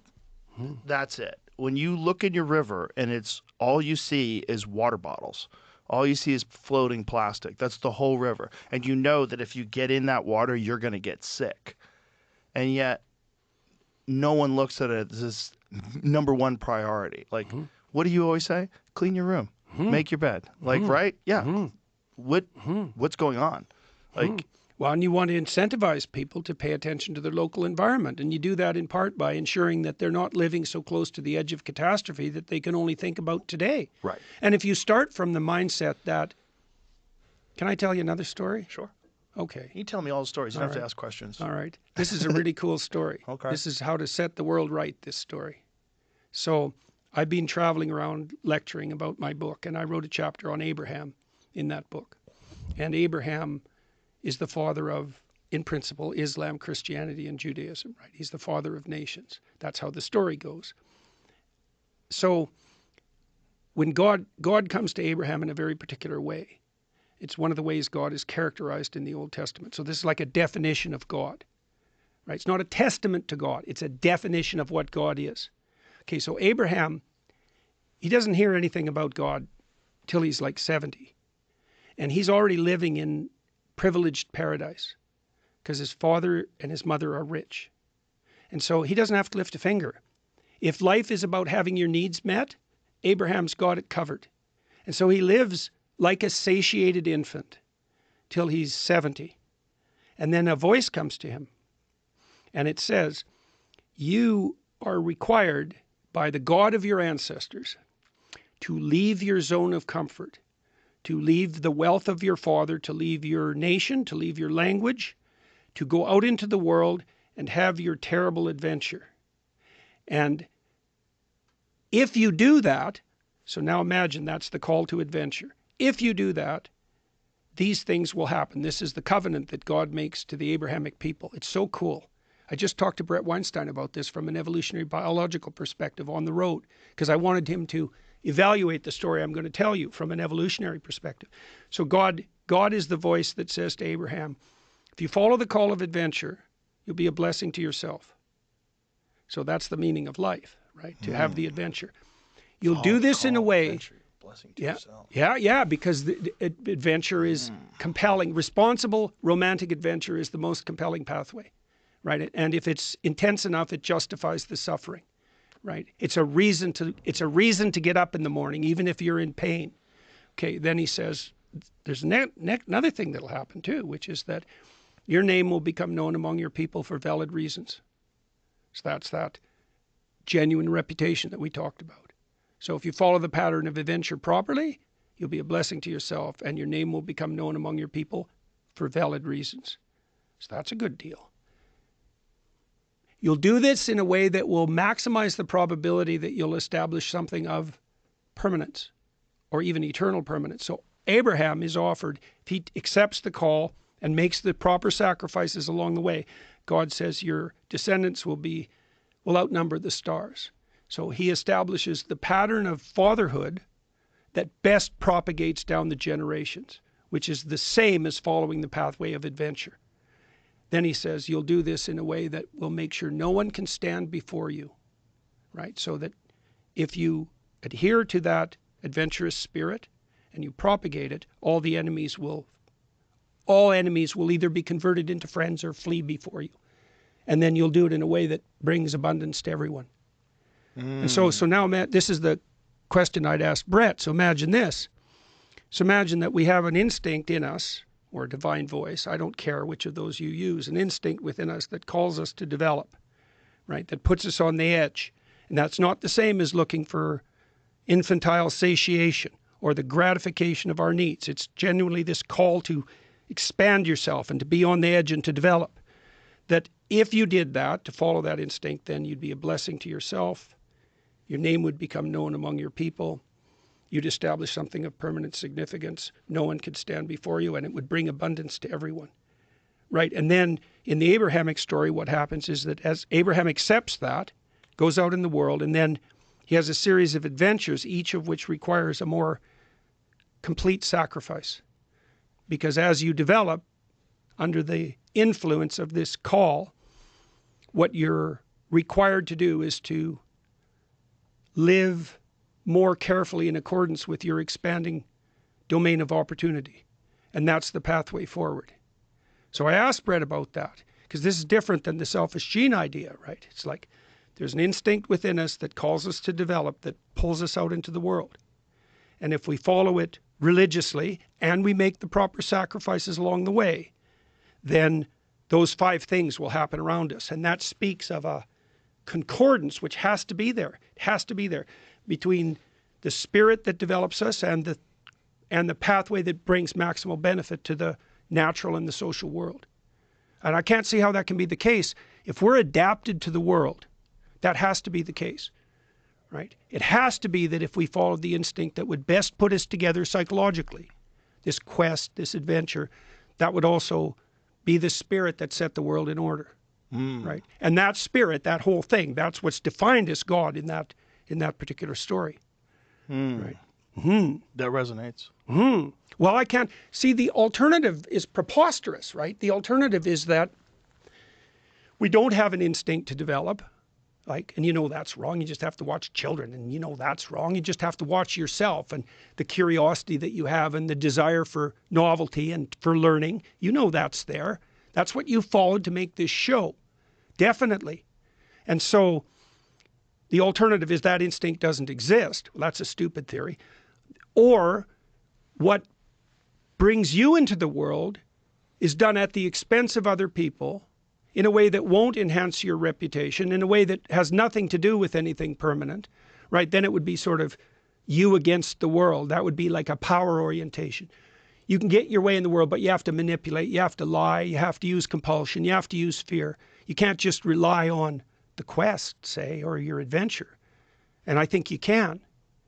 I think you can. I think you better. Or else. There's that too.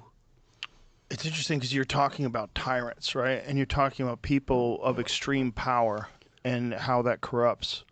And in that case, there's a large percentage of those people that are violating all those things that you said, because they do manipulate and they do rely on fear. Well, you know, Nietzsche was an advocate of the will to power, right? So You can imagine that there's a variety of potential motivating forces, and one would be hedonic pleasure. That's the golden calf worshippers, by the way. So that's just short-term hedonism. And that doesn't work. And by work, I mean it doesn't iterate socially. It's like if it's all about you and what some whim in you wants now, Right. first of all, that's not going to serve you well tomorrow. And I don't want to be anywhere near you. Right. Like you're literally an overgrown 2-year-old. Right. And that gets pretty ugly by the time you're 40. Right. So the whole golden calf thing, no, that's just off the table. But isn't it kind of celebrated amongst certain high achievers, particularly in the business world, like that hedonistic, sociopathic drive to constantly get more numbers on the ledger? Yeah, well, I don't know if that's exactly hedonism. Greed I is think good. That's Wall Street, right? That's Michael Douglas, right? Yeah, Greed is good. Yeah, well, okay, let's delve into that for a minute. Yeah. Okay, so I'm not advocating for I that, know by you're the not. way. I know you're not. You can turn to hedonism. You can fall into nihilism. You can turn to hedonism, or you can turn to power. Okay, this Abrahamic covenant, it's different than power.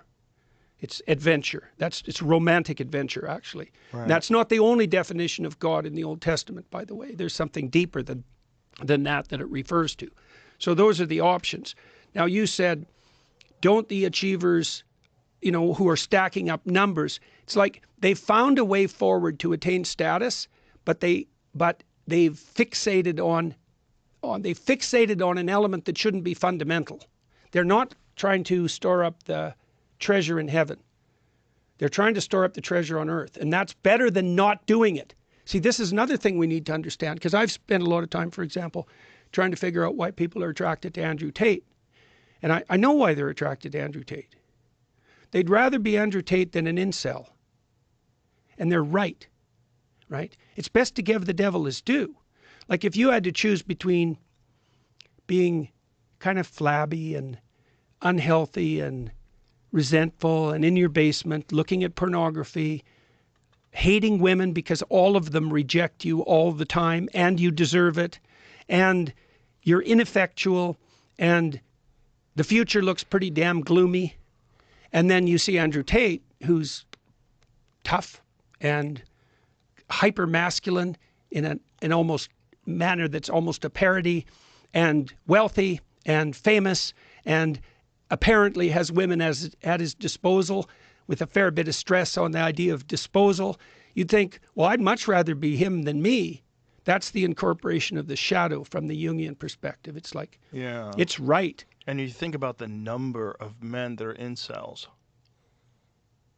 The thing about men also, if they get rejected a lot, they associate women with pain. Yeah. And then they get angry at those women because those women cause them pain. Like, it's just very simple equation. Of And course. that's how you get a man hater. Or, excuse me, that's how you get a woman hater. Oh, and the yeah. same could be said for, that's how you get a man hater, right? You associate men Yeah. with rejection and cruelty. Yeah. And Well, you and think men- they're and all men- that way. Young men in particular are more likely to be rejected. Young women may have difficulty finding the ideal man, but they don't face the same degree of universal rejection. So it's hard on young Right. men. Well, they're not the pursuers, right, as much. The young Yeah. women aren't. Right. Well, and women are the gatekeepers fundamentally of sex. So that's their essential power. That's also the power of chastity. And that's the scary thing about acquiring wealth, is that wealth allows you to bypass the genetic social hierarchy. If Yeah, you well, could just I achieve- talked to Russell Brand about this a lot. Women threw themselves at him. How'd that work out for him? Not great. It threw him into great spiritual confusion. It was empty and hollow. And that's worth knowing, you see, because you might say to the people who are interested in the shadow figures, and Tate plays that role, the master of women, let's say, why not do that? Because you need an answer to that. If it's certainly when it's better than being lonely, isolated, bitter, and ineffectual. That's Right. for sure. Right. Well, it's because you don't confuse a stepping stone with the pinnacle. That's why. There's way more beyond that. I mean, you're a tough guy. You went through your disciplinary processes on the physical side, in particular, the intellectual side too, I might add. You've got what Tate has to offer, but you're what? You're respectable. Why? Well, I Why? have a completely different background than him, first of all. And also, my feeling in life is whenever you can, be nice. That's like a general guideline. Do you mean nice or good? I mean both. Okay. Nice okay. as well. I get the posturing. I get how it would be attractive to young men. I get it. If I was a young man, I would certainly be drawn to him, and I was to many fighters. And I accepted a lot of personality flaws in people that I admired as fighters because they were very successful at doing this one insanely difficult thing. Right. And oftentimes that requires a certain amount of narcissism. It requires a certain amount of internal focus. And ironically enough, not at the championship level. Ironically enough, it gets you close, but it doesn't get you to be the king. The kings are almost Precisely. universally disciplined, focused, and generally kind. They're some of the nicest people, the best at the most difficult thing athletically to do. And the most difficult, you're conquering Why other do you think trained that men. is? I think you have to be. Why? I think Why Miyamoto Musashi wrote about this in the Book of Five Rings. You must have balance in everything in life. If you have imbalance, you can get pretty far because you're so specialized. Right, you're so driven. Yep. But you will fall prey to the balanced man. Yeah, well, that's exactly my point. You will also recognize characteristics in him that you envy and that you wish you had yourself. Like if you're a narcissist and a sociopath, you know you are, and you can't really be proud of yourself. You can't. You don't have the benefit of the positive feedback that you get from true kindness to others. You don't have that. Well, you also know that your reputation is founded on sand. And one of the way to rationalize that is, well, everyone does that. Right. Everyone's like that. Exactly. Yeah, but then you don't trust or like anyone. Right. And then you're really alone. That's for sure. You're really alone. And then if you do achieve success, it's hollow because you realize like. So, you just outlined there the progression that Carl Jung identified as characteristic of individuation, right? With the second thing that you said. So imagine that you start an incel, right? You're ineffectual and you're rejected as a young man. Now there are exceptions, but let's just play that out as the unhappy majority. Okay, now you look for a shadow figure to sharpen you up, to toughen you up, and to make you strive at least along one dimension, right? And so then you do that. Well, then the next thing that happens in the Jungian stage progression is, for a man, it's integration of the anima, which is the feminine part. And it's integration, it's not replacement. It's like, oh, well, then you discover the utility of empathy and compassion and kindness and mercy and care, while still being able to deal out justice, let's say. And so then you bridge that gap, and then that integration you just said, even among fighters, that's what puts them in the highest place, right? That's right. That's right. So, but it's hard for the people, it's hard for those who are completely disaffected and also quite angry about it. The people who are interested in the pathway that Tate offers, they're not so unhappy that he's hard on women because they're pretty mad at women. And so, if it's the bitch or me, then I'll pick me. Right. Exactly. And so, and it is very crucial to get this progression correct because monster's better than wimp. Right. But the question is, what's better than monster? And so it's very interesting that you made those comments on the fighting side because you wouldn't necessarily think that it would be true in that world as well. Well, one of the best examples is your countryman, Georges St. Pierre. One of the greatest of all time. One of the nicest guys I've ever met. And if you didn't know that he was one of the greatest fighters of all time, you would never guess it. You would never guess it talking to him. He's curious. He's interesting. He's intelligent.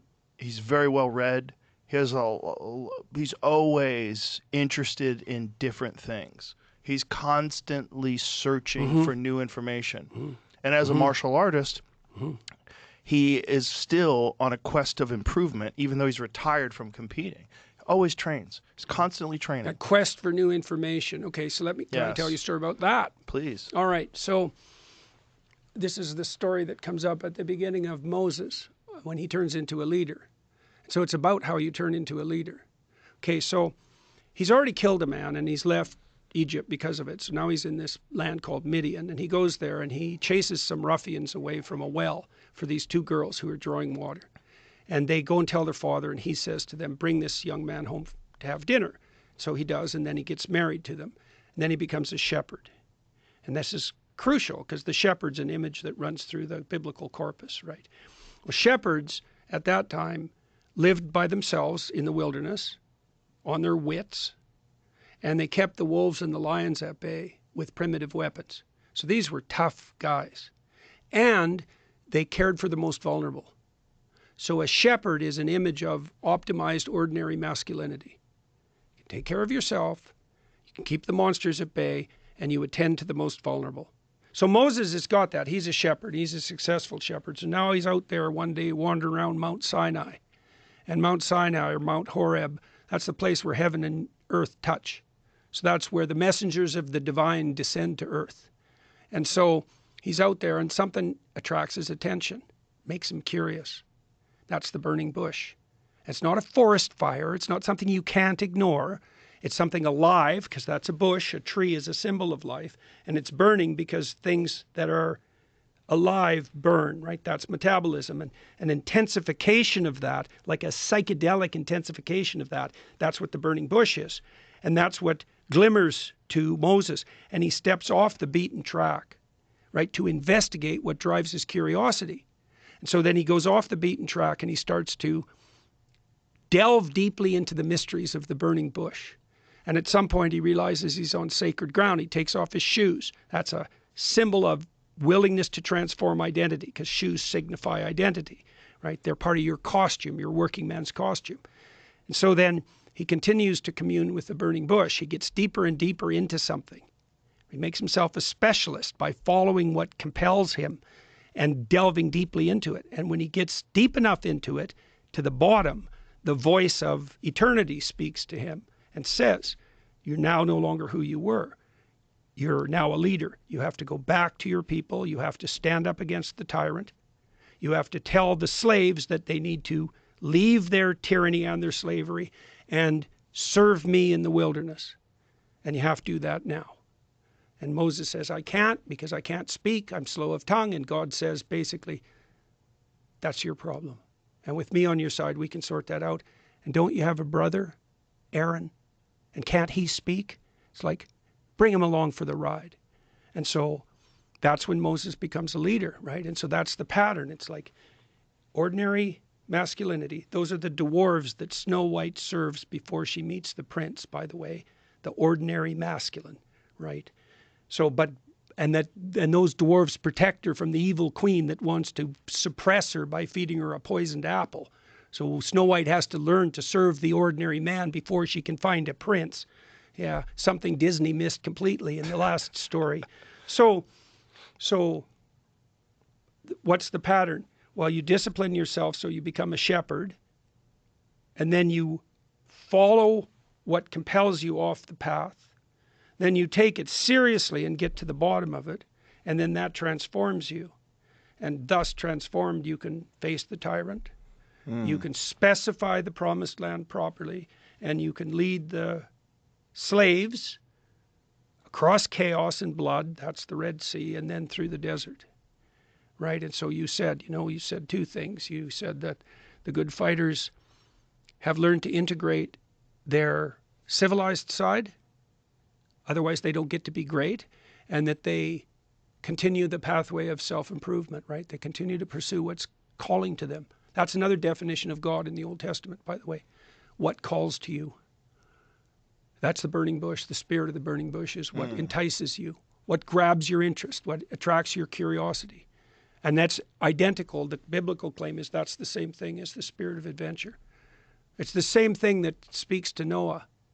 Noah's a good man. And a voice comes to him and says, all hell's about to break loose. And he believes his intuition because he's a good man and can rely on himself. So he makes the ark, right? And he brings his family aboard and culture and nature and reestablishes humanity. That's the pathway of the leader too. What is your take on, there's a university in Jerusalem that had this theory that the burning bush was the acacia bush. And Yeah. the acacia bush is rich in DMT. Well, I think, that- look, I think that hallucinogens strip memory from perception. So you see the world in all its blazing glory. Huxley figured that out with the doors of perception. That is apparently what psychedelics do psychopharmacologically. They mimic a high stress condition, and they strip memory from perception so that you can return to the source and revitalize your perceptions. Right. So the probability that there's some overlap between that and the burning bush is high.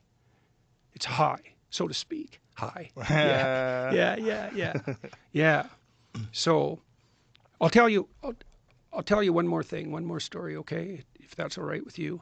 So something else I figured out that I tried on Brett. So imagine you could take the hedonistic path, you could take the power path, you could take the nihilistic path. Okay, and then you might say, well, that's the only three options. That's kind of what the postmodernists believe. That's kind of what the nihilists and the postmodernists, the Nietzscheans believe. Power, hedonism, nihilism, those are your options. There's no uniting narrative above that.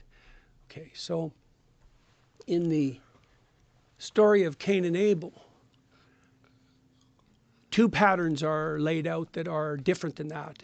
One is Cain's pattern, one's Abel's pattern. So these are the first two people that live in the world, right? Because Adam and Eve are made by God. They're in paradise, or were. Cain and Abel are the first two people. So Abel brings his best to the table. So he takes the best animal in his flock, and he takes the best cut and the best part of the cut, and he offers that to God. So he literally brings his best to the table. That's what he sacrifices. And Cain doesn't. So Cain's sacrifices are rejected by God. And God tells him, if you brought your best to the table, you'd be accepted. And Cain gets bitter and resentful and invites temptation in to possess him. So that spirit of resentment possesses him, and then he becomes murderous. He kills his brother, and his descendants become genocidal, and then you have the flood. And so that pattern of sacrifice is established right at the beginning of the biblical texts. Abel versus Cain. Abel brings the best to the table, and that satisfies God. So one question. God actually asks Cain this when Cain complains. He says, wouldn't you be accepted if you were doing your best? And so that's a question of conscience, right? If you're in extreme misery and your life is hollow and empty and you're bitter and resentful, it's like, you bringing your best to the table? Because the covenant proclaims that if you did, you'd be accepted. Yeah, so clearly. Okay, so now the question is, what constitutes, now you have to sacrifice. So sacrifice becomes the foundation of the state, not power, not hedonism, it's sacrifice. And then that motif is played out through the whole Bible, and that's what culminates in the New Testament, right? Total sacrifice as the foundation of the community. And that's right. And I don't know what sense to make out of the metaphysics of the religious realm, because that's beyond me and everyone. The world's a strange place, and we could leave it at that. But the idea that, see, Christ is the exemplar of voluntary self-sacrifice, right? Won't turn to power, won't deviate from his course, faces the worst of all possible deaths, descends to hell itself. That's the pattern of life lived with no reserve. And that's the foundation of the free state. That's right. I tried that on Brett, hey? He told me when we first met on the tour that he felt that the biblical narratives were anachronistic, that they were written in a time that was no longer relevant to us. But he decided by the end of our 3 days together that if you got to the core of the message, it's alive, right? That's the living spirit inside the bush, you might say. Right. And that so here's even the weirder thing. So imagine, it's pretty obvious that Christ is a symbol of voluntary self-sacrifice, right? I don't think it doesn't really come as a shock to anyone. But the weird thing is, we put that symbol at the center of our churches, and at the centers of our towns for 2,000 years, not really knowing why. And the reason is that voluntary self-sacrifice is the foundation of the integrated psyche and the stable, productive, and abundant community. And that's right. It's right. And so, well, it's been exciting to have the opportunity over the last 9 months to go talk to people about that, because I've talked to about 150,000 people, I guess, public lectures. That to me is one of the most fascinating aspects of Christianity, regardless of whether or not you think logically these things took place.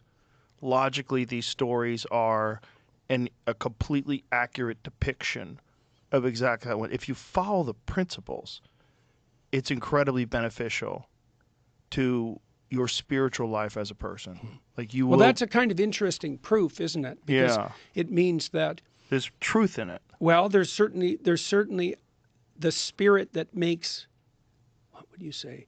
The spirit of truth that makes life more abundant. That's exactly right. And these are weird stories because the way they're true is very sophisticated.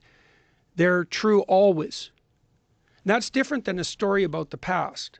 Like the truest story is always happening. The story of Moses is exactly like that. Like the pattern of leadership development that's embedded in the Exodus story, that is how leaders develop, if they're real leaders. And their temptation is power, but that's not their motivation. That's their temptation, right? That's a very important distinction. And that's always the case with leaders. And if they fall prey to the temptation of power, no matter what their accomplishments, they're not going to complete the task.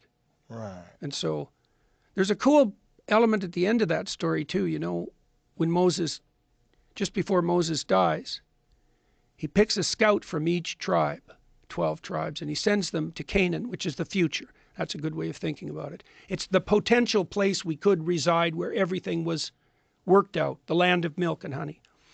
He sends 12 scouts there. And 10 of them come back and say, they tell a fear story. Say it's insurmountable, the challenges that lie ahead of us. There's no way we can master this. We should have never crossed the desert. We should have stayed under the thumbs of the tyrants. We should have never tried to be anything more than slaves, because now we're doomed. And 2 of them say, no, if we maintain our upward orientation and our covenant, nothing can stand in our way. We can make the deserts bloom. Moses dies, those 2 scouts, and so do all the Israelites who are convinced by the unfaithful scouts. And the scouts die, and the 2 people who go on to the promised land are Caleb and Joshua. And they lead the Israelites, the faithful Israelites, into the promised land. Those are the people who have the courage to confront the future in a faithful and, what would you say, faithful, hopeful, and courageous manner. They are the inheritors of the future. Caleb, Joshua. Joshua's name is the same as Christ's name. It's the same name. And that's not fluke, right? That's one of those echoes or precursors to the story. There's an ethos that leads you into the promised land. And what's the ethos? The spirit of voluntary self-sacrifice. You know, you give up something for a social relationship. Of course, you give up being primary, right? You do the same thing at the social level. And when you do that, it integrates you and it sets the world straight. And that's built into the biblical story. It's right at its core. So Pause that thought. Yep. I'm going to use the restroom. We'll come back. Yep. We're back. So it's great fun to explain these things to people on the tour because it sorts them out. Well, it's very fascinating. Yeah, that's for sure. And the fact that these stories have existed for so long is so interesting. You know, that's where it gets really weird. Yeah. Well, they've adapted to the contours of our memory and our imagination. Yeah. So you find them compelling and they stick to your memory. So I'm going to tell you what else I'm up to. Okay. What are you up to? Well, the first thing I want to do is thank you. So we launched Peterson Academy in September, and we talked about it, and it's been a stunning success. We have 40,000 students. That's amazing. We think we're the most rapidly capitalized, we're one of the most rapidly capitalized companies ever, especially with our degree of investment, because we run a lean show. We have great professors. We have a great social media site. We had to kick 10 people off it. We have 15,000 active users. 10 people were dragging it sideways. What were they doing? They were causing trouble, Joe. Sociopaths. They were causing trouble. Yeah. Well, or immature, or Yeah, or out for, or didn't know how to conduct themselves. Or, Yeah. That's all it took. And now everyone is sharing ideas. And Mick, my daughter and her husband, they keep a close eye on this. That's great. We have secured funding to the point where we are dropping the price from $5.99 to $3.99 a year as of today. Right. So that should make it accessible to a lot more people. And we're even more convinced than we were that this has to be the future of higher education. So when we were doing our due diligence for the fundraising, we discovered that 40% of courses at university are now online. And we've investigated some of those courses. Many of them are PowerPoint presentations, and that's all. And so that's the university experience for full tuition. And we literally have the best professors in the world and unmatched production quality.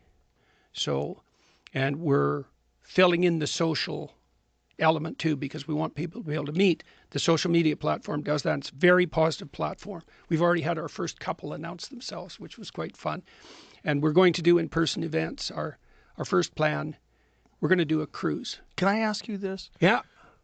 What has your journey been like to go from relative obscurity as a professor in Toronto to becoming this person who you are now, sort of a worldwide educator outside of the standard system of academia, but also subject to intense international scrutiny, character distortions, complete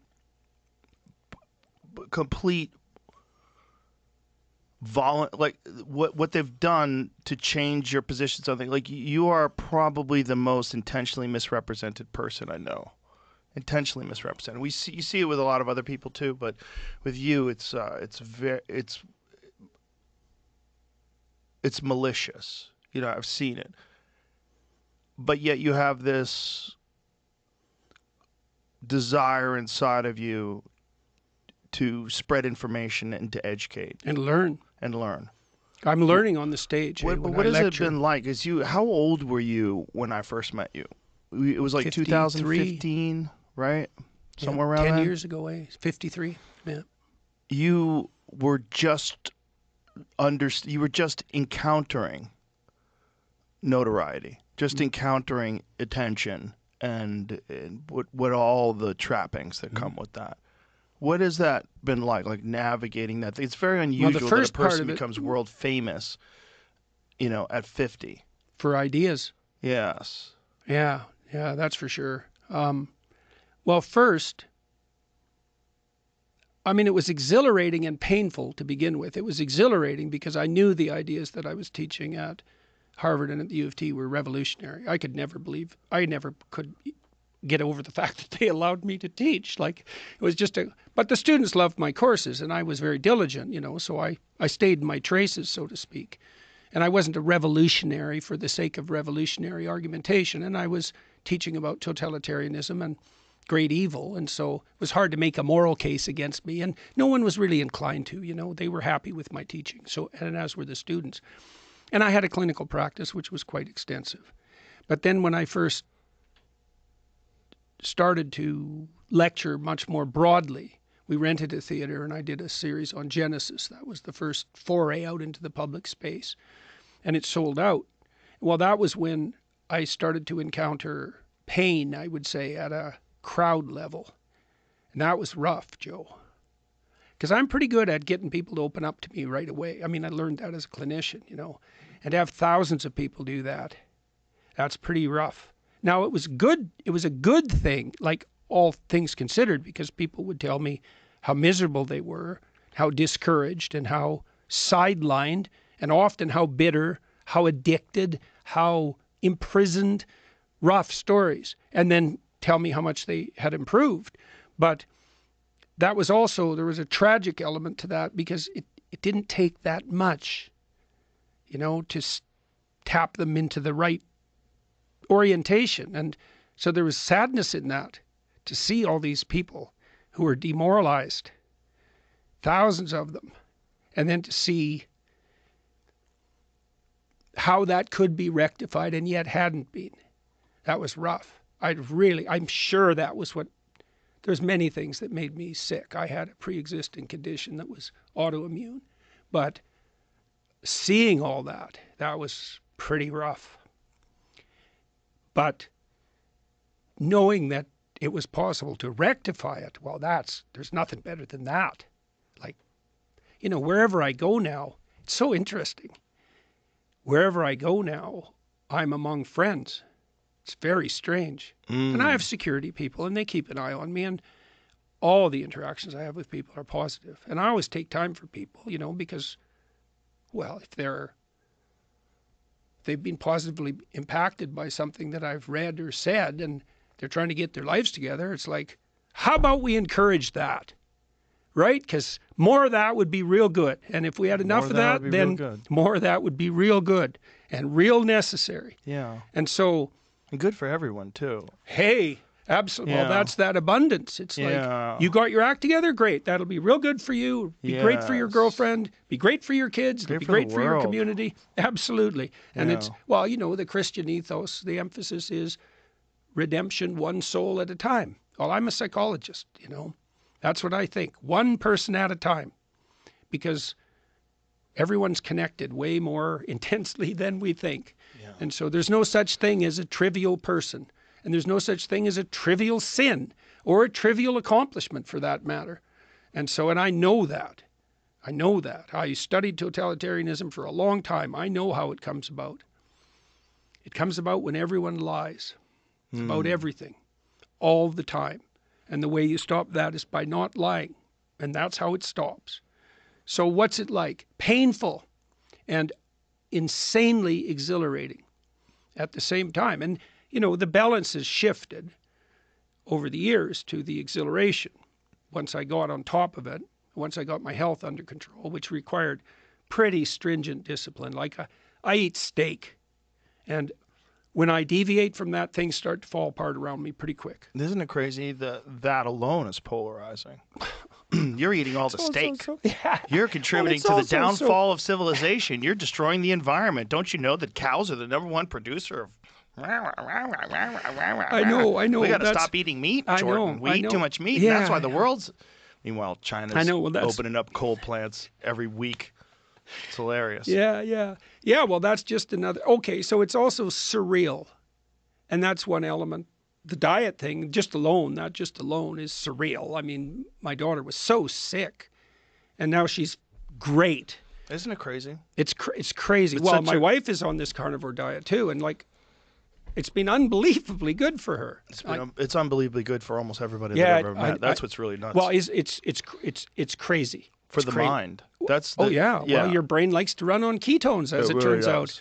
Yeah, it really does. I felt when I've done it back and forth, but when I'm on it strictly, like when I go back to it, one of the things that I notice immediately is I have like an extra gear intellectually. Yeah. My brain more works stamina. better. Yeah, more stamina. Yeah. We're going to run a study and IQ test people. Really? Yeah, because we don't know, but there's 2 studies planned. One group will be people with immunological disorders, try carnivore, keto, and no ordinary diet, random assignation. But we're also going to give them personality and IQ tests. You should do it with junk food. I'd be fascinated to see people go the right way first and then try junk food. Yeah, right. Sort of like it'd be good to do an AB design. That's remember what that is. What was that? Super Size Me? Yeah. Yeah, that documentary. Yeah. Where the guy just it's clear. It's absolutely crystal clear that we eat too many carbohydrates. Like the food pyramid is upside down. Yes, clearly. And then on top of that, environmental pollutants and all the other issues that we have with additives. And this, to me, is one of the more exciting things about this current administration is the Make America Healthy Again movement. And, eliminate fluoride from the water, eliminate all these. I think there's a new list of ingredients that most of them are banned in Europe and a lot of other places and are legal in America. It's insanity, and it doesn't make any sense. And oftentimes, the arguments don't even make sense as to why they continue to produce it, because they produce the same products for Canada, for instance, where Canada has better laws when it comes to the additives. So they produce the ones in Canada where they don't have the negative, dangerous additives, and yet they still make this argument that to force them to stop doing that in America will cause great economic harm. It's like, well, it's clearly the case that we have an obesity, diabetes, and mental health epidemic, and the probability that all of those are associated with insulin resistance and immunological reactions seems to me to be probably certain. Herbicides and pesticides Yeah, as well. well, there's a cascade of differential effects. Undoubtedly, some people are more sensitive to those things as well. I was watching a documentary that I sent to Jamie about China, and one of the, China innovates at such a level, like such a fascinating level, that because they're integrated with the government, which I'm not saying is a good thing, but because of that, they sort of unlimited growth, because the growth is designed for the state, like everyone's all involved in it. One of the things they're doing is integrating rice farms with crayfish farms. So they've figured out a way to stop using herbicides and pesticides and instead farm these two things together. So they have the rice and then they have the crayfish. The crayfish feed off the excess material from the rice, but also keep the water nitrogen and carbon rich. And so the rice is more nutrient rich, and so soil is more nutrient rich. And then they're bringing in fish and crabs as well. So they're harvesting all of these different things that people eat along with the rice all in together, and they've created sort of like what they've done with regenerative agriculture, like White Oaks pastures and polyface farms and different regenerative agriculture establishments in America. But they're doing it with rice to avoid using herbicides and pesticides. And well, hopefully the new administration under Kennedy will be able to figure out how to prioritize these things so some of them happen. My concern, I suppose, it's not my concern, a concern is that they'll try to do too many things at once, and that's why I focused when we talked earlier today about insulin resistance. Right, but there's so much to try to change. Well, that's it, and you can't change it all. There's going to be resistance on all fronts. But one person at a time, as you're saying, like when you have this message and you talk to people about things that you've done that have made you healthier, that message resonates, and then one person at a time tries that, their friends join in, and the next thing you know, you've got a large percentage of healthy people that are listening to you, which is amazing. And I've seen that again at the shows. Like one of the things that's also changed across the years is that the proportion of people who are in trouble at my shows is decreasing. And partly that's because many of the guys who come, generally with their wife and often with a child, have put themselves together.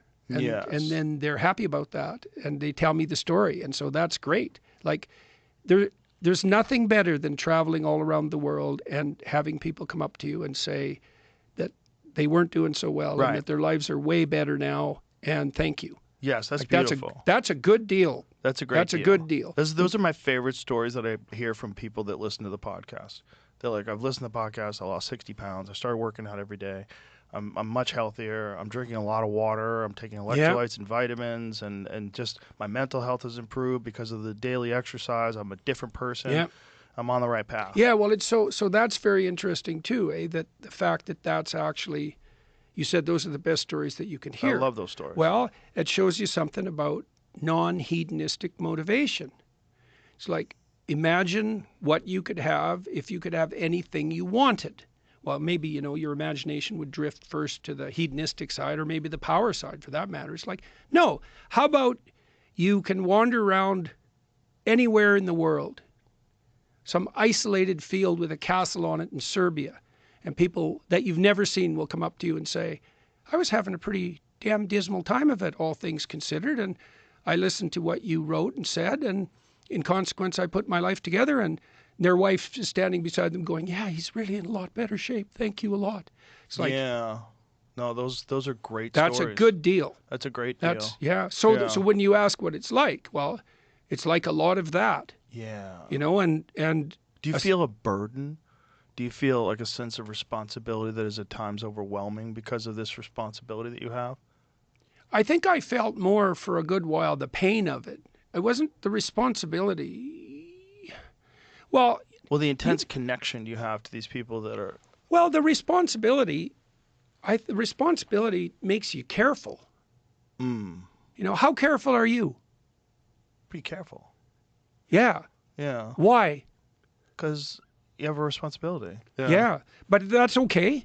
Yeah. Well, that's part of that additional sacrifice. It seems natural to me. Okay. What do you mean? That with the concept with great power comes great responsibility. It just seems normal. Right. It has to be the case, Yeah. right? I mean, as your field of opportunity expands, Yeah. if your field of responsibility doesn't expand, you'll collapse. And you pay a higher price for stupidity at larger scales of opportunity. Yes. Obviously. Obviously. And so get your act together. Yeah. And is that a burden? Voluntarily undertaken responsibility isn't a burden. It's an opportunity. Right? That doesn't mean it's not easy, but easy, like I don't know what easy is. Right. What's easy? Pointless misery? That's not easy. Right. Like a life with no meaning is one of the hardest things. Absolutely. Right. So I guess the reason you pick up your cross and walk uphill is because that's the best thing you can do, all things considered. I mean, that's why Christ says that his burden is light, that his yoke is light. It's like, you're supposed to take up your cross and walk uphill towards death and hell, let's say, but that's light. Okay, why?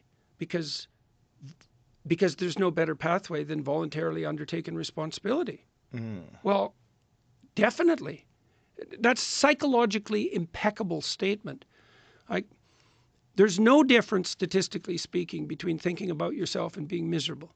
It's self-consciousness. They're the same thing. Right. Right. Which is a giant problem with social media, right? Terrible problem. An accelerant to misery. Yeah. Sure. As soon as you're focused on you, Right. the narrow you now, you're self-conscious, you stumble on stage, you can't play your musical instrument, you can't ride a bike, you can't box, right? You're not in the flow. Right. Why? Because you're not serving the right thing. Like when I go on stage, I remember, first of all, I have music at the beginning of my shows. I've got a great musician. What do you play? Well, I don't play it. It's I have a musician from Cambridge. Yeah. My son sometimes plays for us, which is really fun. So it's not songs; it's just No, music. well, with Julian, no when lyrics? Julian plays, he plays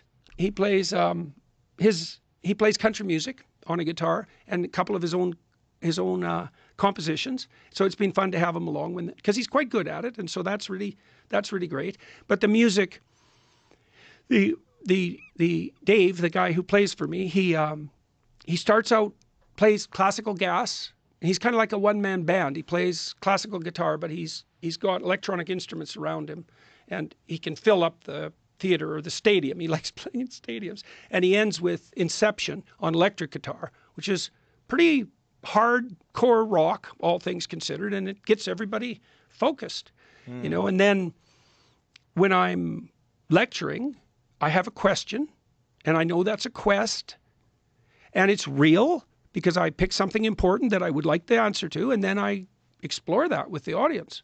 And I'm not self-conscious. And the reason for that is it's not about me. It's about trying to answer the question. And even more importantly, trying to get the damn question right to begin with, right? Because you got to get the question right, man. That's the crucial issue. Then the words come to you. What did I figure out? The spirit of your aim is what answers your prayers.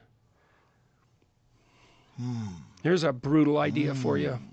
Right. Why So do if you want to defeat your thing? wife, the spirit of power will tell you what to say. Right. Yeah, right is right, man. Right. There's a terrifying thing to know.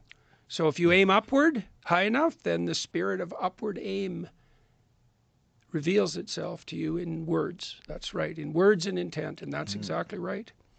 So it's great. Like, it's a lot. You know that it's a lot. Yeah, I had a different journey though. My journey was like a slow drip of fame, which I think was very healthy. It's a good way to do it so you could adjust to it. Yeah, well, you also mostly escaped from reputation savaging, right? I mean, I'm not saying completely because people have gone after you, but I got a real flurry of early hate around Bill C-16, which I was 100% right about, by the way. But you were a lightning rod. You were the patriarchy. You were the one to point to that was going to reinforce these established norms that are not supportive of the minimalized and marginalized communities, right? You were cruelty, right? You were the cruel white man. What did that guy call you? Mean white man. Yeah. Which That's is, right. by the way, you've already lost. You're throwing pejoratives out there like that in a debate. Like, that's the thing that I was talking about. Like, when someone tries to establish insults and get you on your back, it's offense. It's offense to put you in a defensive position so that you cannot do your best. Yeah, well, it's also to pull the rug out from underneath you, so you collapse your reputation permanently, and that redounds to the person's credit. Also, it's to establish a narrative to the audience that's listening to you. Now you have to look at this person under this light because I've done so eloquently, described him as this thing. Yeah. And then he will be defensive about that because he does, well, I am not. And then you look even more like that thing. Yeah. It's a very underhanded way of progressing. Which is, luckily, I don't like that. Not only do I not like that, I don't think that's necessary. I don't think it's necessary as the person doing it. I certainly don't think it's necessary to respond to that. I don't think it does anyone any good. I don't think it's good for society as a whole, and it's definitely not good for exploring ideas. I wonder what you do with the psychopaths. It's also, you're trying to win versus trying trying to find the to truth. express your perspective with as much clarity and as much thought as possible. You're trying to do your very best to examine these things from a selfless perspective, from a truly objective perspective. Well, it's a truly quest perspective, I think, right? Yes. So it's not exactly objective. It's more like, because you don't have access to that. But what you can say is, well, I'm genuinely puzzled about this. Yes. And I would genuinely like to search for the answer. Right. Wouldn't it be ideal if you were having a debate where someone said something that you agreed with and you're like, wow, he's got a really good point. And you, instead of refuting that person, exploring that with them, which is one of the reasons I don't like debates. Yeah, I don't like debates either. I like conversations. Yeah. Because in conversations, if you don't have a predetermined narrative that you want to enforce, instead you have your thoughts, you have your ideas, and you're not married to them. Yeah. And these are just thoughts. And you put them out there, and then you can encounter a very unique human being who has a way of describing and thinking about things that will open your mind to new possibilities, which is what we all should strive for. Right. We should all strive to be illuminated, to learn from new things. But yet we close those off because that is a point that your enemy is trying to score. Well, and you will not give them that it's also point. because people aren't really very well versed in how to do this. It's like, so one of the huge advantages of your podcast and of the podcast world in general, I would say, is that you model how to do that. It's like, and there's an intense religious ethos under that. So what does it mean? You start without pride, in humility. It's like, what the hell do I know, right? Or maybe more precisely, there's probably some things I could still learn that would be beneficial. Okay. You note your interest in a topic and your desire to know more. So that's the quest element. It's like you're after something, right? You don't know what it is, but it's more development, it's more wisdom, it's more information, right? And you're not sure where it's going to be. Right. Okay, so now you're the sort of person who could learn and that has something to learn, and now you have a quest in mind. Okay, so now that's the frame for your actions. Well, if you're talking to someone who's also doing that, well, then those are the words that come. Yeah. Right? And Yeah. and they come in a compelling way to you and to the participant, and in a way that's compelling enough so that they compel other people. That's the Holy Spirit, by the way. That's that phenomenon from a religious perspective. That's exactly what it is. Right? It's not like you sit before the talk and rehearse what words you're going to say. They just appear. Right? No, I never do. Right. I don't think I should. No. I No. don't. Well, sometimes it's a problem because you breach subjects that you weren't really prepared to talk about, and you might not have a fully formed idea about it. Yeah. You're not exact. Oh, if I thought about that, what would I have said differently? Yeah, but you kind of have to find that out along the way. Yes. Right. And that way you have a right to stumble over your own ignorance. For sure. How the hell do you know it's there before you reveal it? Well, not only that, I don't think the audience truly trusts you unless they feel authenticity in that quest, as it were, that desire to try to understand, like, what is it that you believe and why do you believe what you believe? And where did you come to these conclusions? How? What journey did you go on? What ideas did you dismiss? What ideas were holding you back? What ideas did you realize were just a personal weakness that you were protecting yourself from reality, protecting yourself from the reality of bad choices and past mistakes? What are you doing to stop that from entering into your current state of mind? And that kind of thinking people can mirror, and they can listen to you talk about these things and say, I do that. Okay. I got to stop doing that. Okay, this is how I can clarify the way I view things, and this is why I'm tripping myself up, because I keep trying to win conversations. I keep trying to be right all the time, which is impossible. Especially That's right. It's as a way human. It's elevating your status in the conversation as a consequence of abstract victory instead of increasing your wisdom and enhancing your reputation as a sojourner towards the truth. Yes. And it's especially difficult for young people because you don't have enough life experience to have made these mistakes and corrected them and learned and grown and have the humility to recognize that process. Right. Instead, you see other people that are successful or whatever it is, and you want that right now. Yeah, yes. Yeah. Right now. And that's wrong too, because you don't want that right now. You want to learn how to have that so that when you want to do win the get lottery, but you don't. No, definitely not. You don't, right? Because everybody wants to win the lottery. Yeah, but that's one of right. the worst things that can happen to you. Crazy. Well, and what do young people have? They can listen and they can ask questions. Right. And, they say when the student is ready, the teacher will come. Well, how does that play out in the world? Well, if you admit to your ignorance and you ask genuine stupid questions, you will rapidly encounter people who are more than happy to share their wisdom with you. Like, people love having mentees, right? They like to be able to share their wisdom and their experience. Unfortunately, even if they don't have it. That's where it becomes a problem. Yeah. The false prophet. Yeah, well, that's right. Well, that's a Yes. problem. The false guru. Yeah, right. The people right. that don't have the answers to their own lives, so they try to give other people answers to their lives. Yeah, well, that's also the psychopath problem. Is Yes. that, what about the people who are feigning competence? Right. Yeah, right. Well, Ooh, that's a real problem. yeah, it's a real problem. It's a deadly problem, and it's massively elevated on social media. Yes. Yeah. Well, it used to be a gigantic problem in martial arts. The fake martial artists. There was a lot of them. Sure. Yeah. That's the eternal parasite problem. Yes. Yeah. So organisms build up a storehouse of value, a carcass, let's say, like a whale carcass, for example, and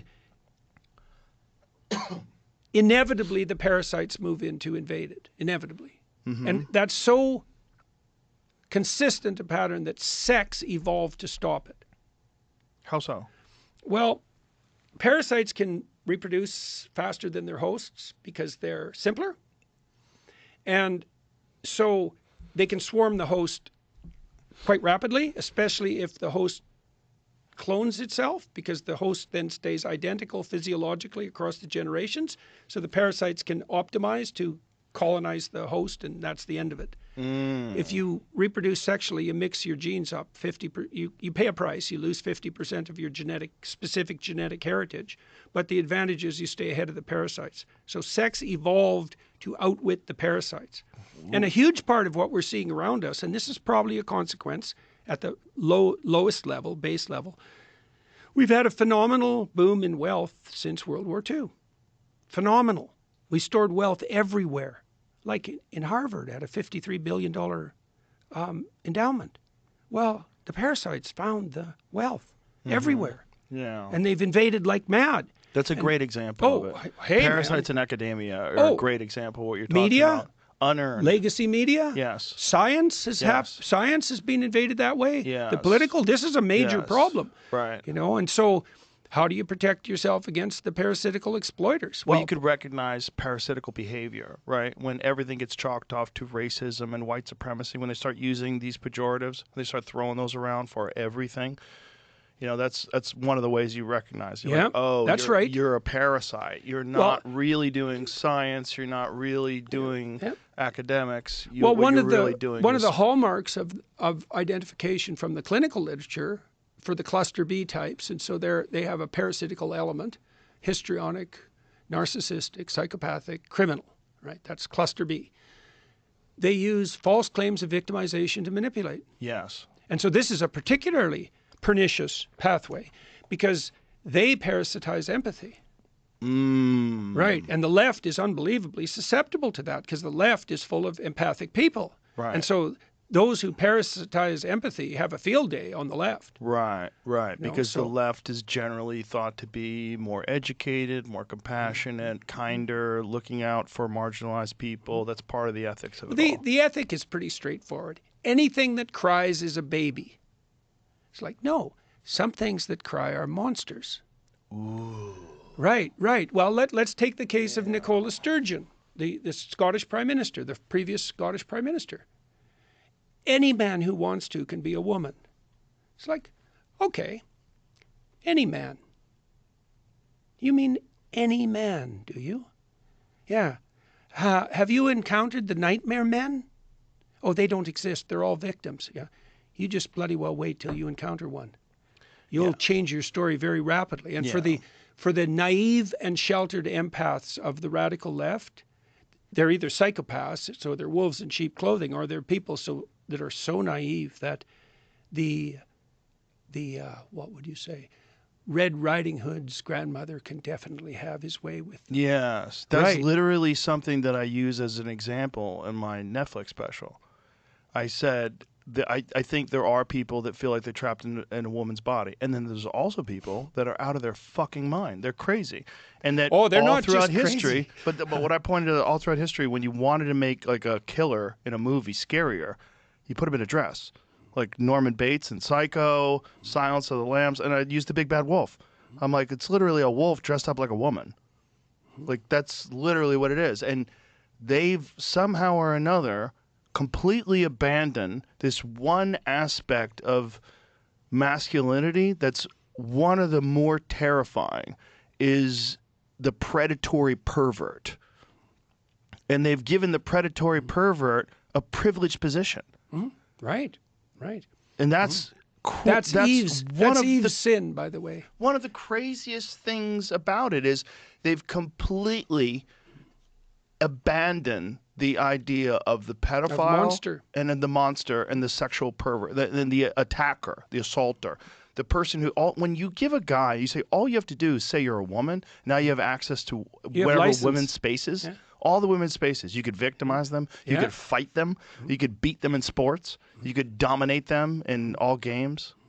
It's bizarre. Bizarre that no one's caught on to that. And that's for sure. That's the weirder, that's the more cult-like and even, you could say, religious aspect of leftist thinking. It's an original sin. Eve clutches the serpent to her breast. It's like, that's a serpent Right. It's poison. Yeah. You don't get to love it. Right. Right? It's a monster. Right. Right. It's a guy wearing a dress with an erection in the women's room.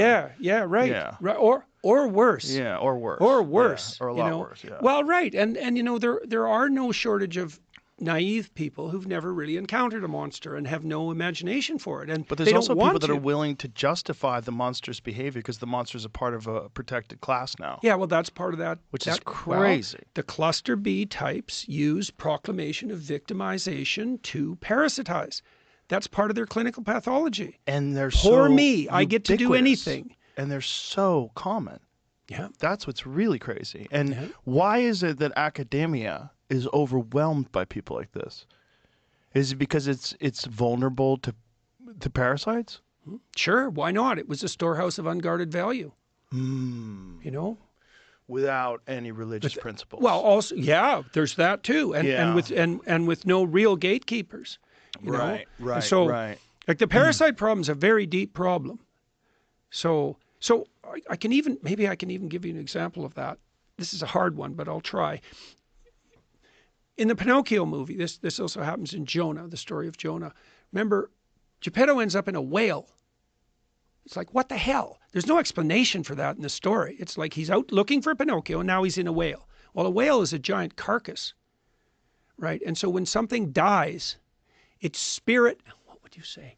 Its spirit is then embedded in a carcass. That's a good way of thinking about it. That's why Pinocchio has to go into the belly of the whale to free Geppetto and finish his transformation, is that when things deteriorate, right, you have these carcasses lying around with their dead spirits. The spirit of what gave rise to them is still inside there. And the job is to go into the carcass and to revitalize the spirit that produced it and not to parasitize it. Right. Boy, I don't know how you got that out of Pinocchio and the whale. Well, I'm trying to follow you on this one. I'm like, wow. Geppetto ends up languishing in the whale. Right. Right? So imagine that there's a spirit in the universities that gave rise to these great storehouses of value. And that spirit has disintegrated, and now it's inside the storehouse. That's a good way of thinking about it. It's inside the storehouse. Your job as someone who wants to become real is to go into the storehouses of value that have been bequeathed to us by the past and to discover and revitalize the spirit that gave rise to them, not to parasitize them. And when they parasitize They them, strip them to their bones and there's nothing left. and they do it obviously, right? There's plagiarism, there's all these different and all that False stuff. scientific papers. Yes, Yeah, and all that everything stuff gets gamed. all that gets swept under the rug because the people that are doing it are part of the protected class. Yeah. So they protect the parasites. Like, this is my lamprey. Yeah. Like, don't. Yeah. Yeah. Yeah. This is my baby. Like the woman from Harvard, they fired her, but they gave her an equal paying job. It could also be, Joe, and I might as well get in trouble for this too. Let's go. Well, because women are more agreeable, they're more prone to manipulation by psychopaths because their primary ethos is nurturing. Yeah. For a naive woman, every victim is a baby.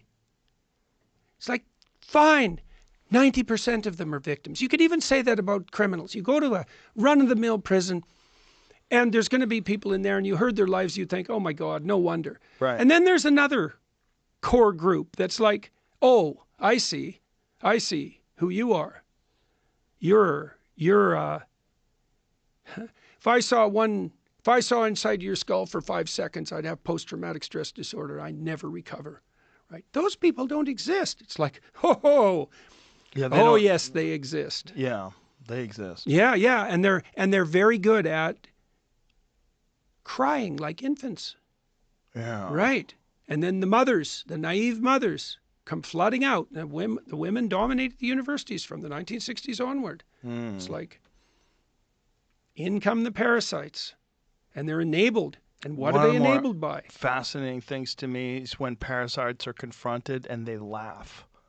Like, one of the things about academic parasites, when you challenge their beliefs, That's contempt. You don't know what you're talking about. I saw this with the anti-Semitism on campus thing, when these women were confronted by these statements like "death to the Jews" on campus, and whether or not this this is hate speech, and I saw it with I believe it was Josh Hawley was with the woman he was saying some women can give birth and some men can give birth as well, like some men have period, like this kind of like, and with I guess this line of questioning is very transphobic and opens people up to violence, with a laugh, with a laugh and a smile, a diminishing of your position by mockery. It's contempt, yeah. When what they're saying doesn't make any fucking sense to anybody rational, but they're so embedded in this system that they really believe that they have the kind of control over Congress that they have over their classmates. This is like standard behavior for them, mocking and dismissing other ideas that are counter to theirs. Right. Well, and there's plenty of reward for that disseminated in the universities. Yes. Right? And so that's part of their... How do you fix that? With Or Peterson can you? Academy. Yeah. No, I'm dead serious, I believe man. you. I believe you. It's not like I'm thrilled about the fact that Harvard is having a war with Donald Trump. And I'm less thrilled with the fact that I hope Donald Trump wins. I worked at Harvard. It was a great place. I'm not happy at all that these institutions have become what they've become. And if I could see a way forward to revitalizing them, then, but what are you going to do? Like, the administration took over the universities and parasitized the tuition fees and the tax dollars. Then the woke mob parasitized the administration. And here we are. Now, what are you going to do about that? All these tenured professors who are progressive, and they're way less progressive than the administrators. You're going to fix that? How? Even in principle. Right. I don't see it how. So what we decided to do, we've been working on this for 10 years. It's like, well, what do universities do? Well, they educate, they offer lectures, they have a place where people can congregate. They help people mature, they explain the world. They encourage people to aim up. They teach people to write. My son runs this essay app. We're trying to teach kids to write. We're integrating that with Peterson Academy so they can learn to think. That's our solution. Yeah. Will it work? The world's a pretty dynamic place. It's working real well at the moment, and well, people need some sort of an alternative to that system. If you recognize what that system is, especially if you're participating in it and you're opposed to all of it and you're trapped in it and it is it's vital to your success that you accept some of it, how else can you get through? How can you get this degree and maintain some level of sovereignty over your mind and your ideas? Like it's a horrible trap. And I've met a lot of people that I think are very rational, reasonable people that get at least some of that stuck in their head. Oh, yeah. Well, when we did some research trying to see what predicted politically correct authoritarianism, it was the last piece of research I did before my research lab, ceased to be a viable entity, let's say. What predicted... So politically correct authoritarianism was that like hyper-compassionate leftism, but conjoined with willingness to use force to put the doctrines forward, force and fear. So it's tyrannical compassion. That's exactly that. What are the predictors? Low verbal intelligence. That's the first one. Second one was being female. The third one was having a feminine temperament. The fourth one was ever having taken even one politically correct course. Wow. Yeah, right. And so I've thought that through for a long time. It's like, well, what's the female relationship? Because that's a crucial one. The female-dominated disciplines are the most woke by far. Why? And so I think it's because of that basic ethos of compassion. All who cry are babies. Well, look, that's the right default for women. Yeah. Like wise women. My wife is one of these women. She was a very good mother. She never thought adult men were babies. Like one of the things that's quite striking about my wife is that if you're a useless man, she doesn't feel sorry for you. You're not a baby. Now, she's really good at taking care of babies.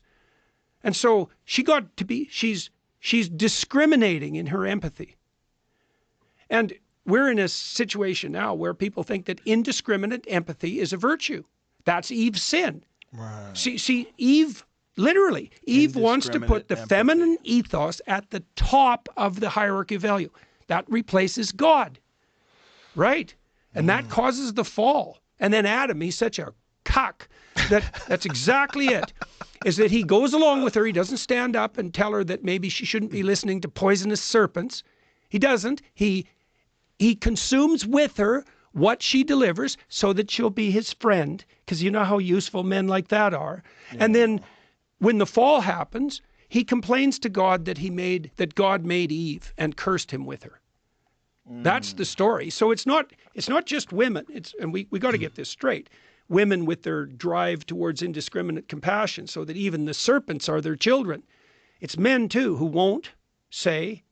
They always say, yes, dear, whatever you want. Yes, Weak dear. men. Weak men who don't help the women set boundaries. Now, you got to do that as a man, like when you and your wife have a baby, for the first 9 months, every time the baby cries, it's right? You respond to a baby's cries as if it's right 100% of the time, because human infants are so dependent and utterly unable to fend for themselves. So that sets up a very powerful feminine dynamic. It's like, if it cries, take care of it. Okay, so what are the men for? It's like, if it cries, take care of it, except that. That's a false cry. And you see that with kids. They'll start playing with that by the time they're 9 or 10 months old, right? Yes, of course. And so you differentiate. It's like, oh, no, that's not a baby. That's a snake. Well, are you sure it's not a baby? It's like, nope, snake, for sure. Snake, poisonous snake, in fact. Right. Well, I'm feeling pretty sorry for it. It's like, save your compassion for the truly needy and leave the snakes to me. Right. And Adam doesn't do that. Is it a function of a society that's almost, I don't want to say too successful and empathetic, and there's too much abundance that you have more of this crying? Look, no, but you have more parasitical behavior. Right. Why? Well, everyone's got pretty comfortable because we've been in a high trust society for a long time. It's like, oh, everybody's trustworthy. It's like, no, a few people in a few countries are trustworthy most of the time, and that's really hard. Right. And there's stringent preconditions. Right. So everyone's trustworthy. And now there's all these piles of wealth lying around everywhere. It's like parasite dream, especially when it's unguarded. Yeah. And so it's enabled by the women and unguarded by the men. And both are at fault, right? And that you see that in the Genesis account too. It's like Eve clutches the serpent to her breast, but Adam fails to help her distinguish. Plenty of these parasitic men as well. Oh yeah, they're the worst. They're the worst. Men cry victim and look for sympathy from women. There was a famous a serial killer who did that. The lawyer, Ted Bundy. You know what his trick was? He had a VW, if I remember correctly. He had a cast that he could take on and off. So he put his hood up. Maybe it wasn't a VW. He put his hood up because his car didn't work. And he did it around places where he knew there were young women. And then he'd entice them to stop because, well, poor Ted, because he's crippled and his car doesn't work. And then the woman learned very painfully the difference between a monster and a baby. Right. Brutal. He was a bad guy. There are some bad people. And a fair number of them like to dress in women's clothing, let's say. Yeah. But that's really uncomfortable for people if they have this idea that's embedded in their consciousness about what's going on, to accept that reality. Of course. It's, in fact, accepting that when that reality is thrust upon you unawares, you develop post-traumatic stress disorder, right? Because it's naive people who encounter malevolence develop PTSD. That's the pathway. Yeah. So if you want to make your children susceptible to PTSD, like all these kids that are triggered by everything, make them extremely naive and then let them encounter malevolence, right? Because you're supposed to teach them to handle serpents, right? To identify them and handle them. And that means they have to learn about the nature of the world, and the girls to differentiate between snakes and babies. Right. And babies and men. And the man who worms his way into your dreams because he's a dependent infant, he's a snake. And And your there's plenty sympathy of is them. wasted on him. Yes, there certainly are. Man, I tell you, those riots that used to gather around me, that was mostly 2017, before I stopped speaking at universities mostly. The women were pretty bad. Harpy City, man. And this self-righteous, feminine, toxic compassion just screeching at the top of its lungs. But the men that were with them, oh my God, I didn't want to be within 3 feet of them. It's like, I'll be your friend. Yeah. You see those people on the net talking to children. I'll be your friend. When your family abandons you, I'm here for you. They don't understand. Not like me. We could be closer than anybody has been with you. That just barely scrapes the surface of awful. Like, awful is a long, long ways down. Yeah. So part of what's happened in the universities, and it's a terrible thing to say. Well, there's a lot of things. Storehouse of wealth, radical increase in the number of students served, radical feminization of the institutions, and weakness on the part of the men who should have been guardian of the gates. All of that. And is it repairable? I don't think so. Jesus. I think once the parasites have the corpse, what are you going to do? How are you going to you're going to bring Lazarus back from the dead? I don't think so. I think it's time for something new. You need academic dewormer. Yeah. Well, that's what critical thinking was supposed to be, Joe. So you think it needs to... So something needs to emerge, like your academy, as an alternative. Well, the thing is, it already is emerging, right? Because the universities, of course they're going to do this. As they spiral downward, they're going to turn to cost cutting. Well, they're not going to cut the administration, obviously, because they make the decisions about who's going to be cut. Right. So they're going to turn to low-cost alternatives to having courses. And so they're already doing that. Let's put our courses online. Well, fair enough, except they're terrible. They're terrible. We got the best professors and the best production quality. And you've designed it for online versus just having a PowerPoint. 100%. Right. We have a plan mapped out. We'll have the full equivalent of a 4-year distribution of courses. We'll have that within, we think, 2 years, something like that. 4 new courses a month at the moment. We're putting out 32 hours of original content a month. It's people can go look. It looks great, and that's because it's great. Michaela and her husband, they're unbelievably picky about the professors and about everything. They watch the social media, they watch the look, they watch the images, they watch the ads. We're trying to do everything 100%. And then we're trying to make it as inexpensive as possible. Soon we're raising money because we want to translate it into multiple languages. Because wouldn't it be lovely to offer that to the developing world? Sure. With free market economics instead of Marxist economics, so that people could learn to be entrepreneurs? That'd be great for Africa, especially if we could get energy prices down. Then maybe everybody could be rich. And not just materially rich, right? Because that's not enough. If you're materially rich and you're spiritually poor, your money just serves to destroy you, and fast. So that's not wealth. Right. And yeah, right. You know that. You've met people that's happened to. Oh, yeah, a lot. Money is not the cure for poverty. No, you're naive if you think that. No.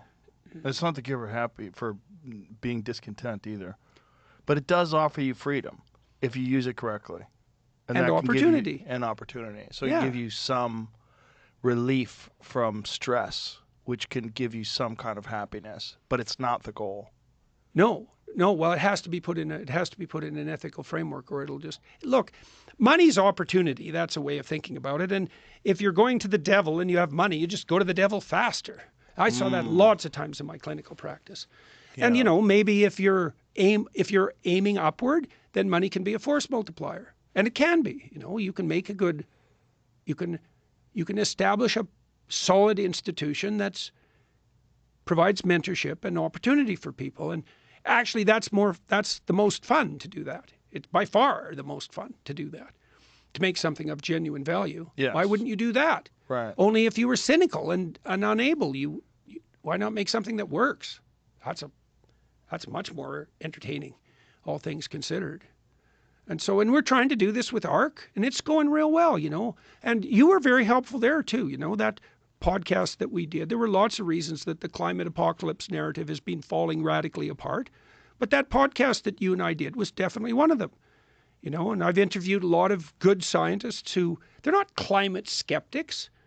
That's a stupid term. And Lomberg's a good example of that. It's like like climate denier is climate right up there with denier. Oh, my vaccine. God, that's such a manipulative denier. phrase. Yeah. It's like, oh, you're like the Nazis who object to Jews being baked. That's your argument, is it? Really? That's your argument, you scum rat. You're going to use that as a moral lever. That's your level of ethos. That's your argumentation.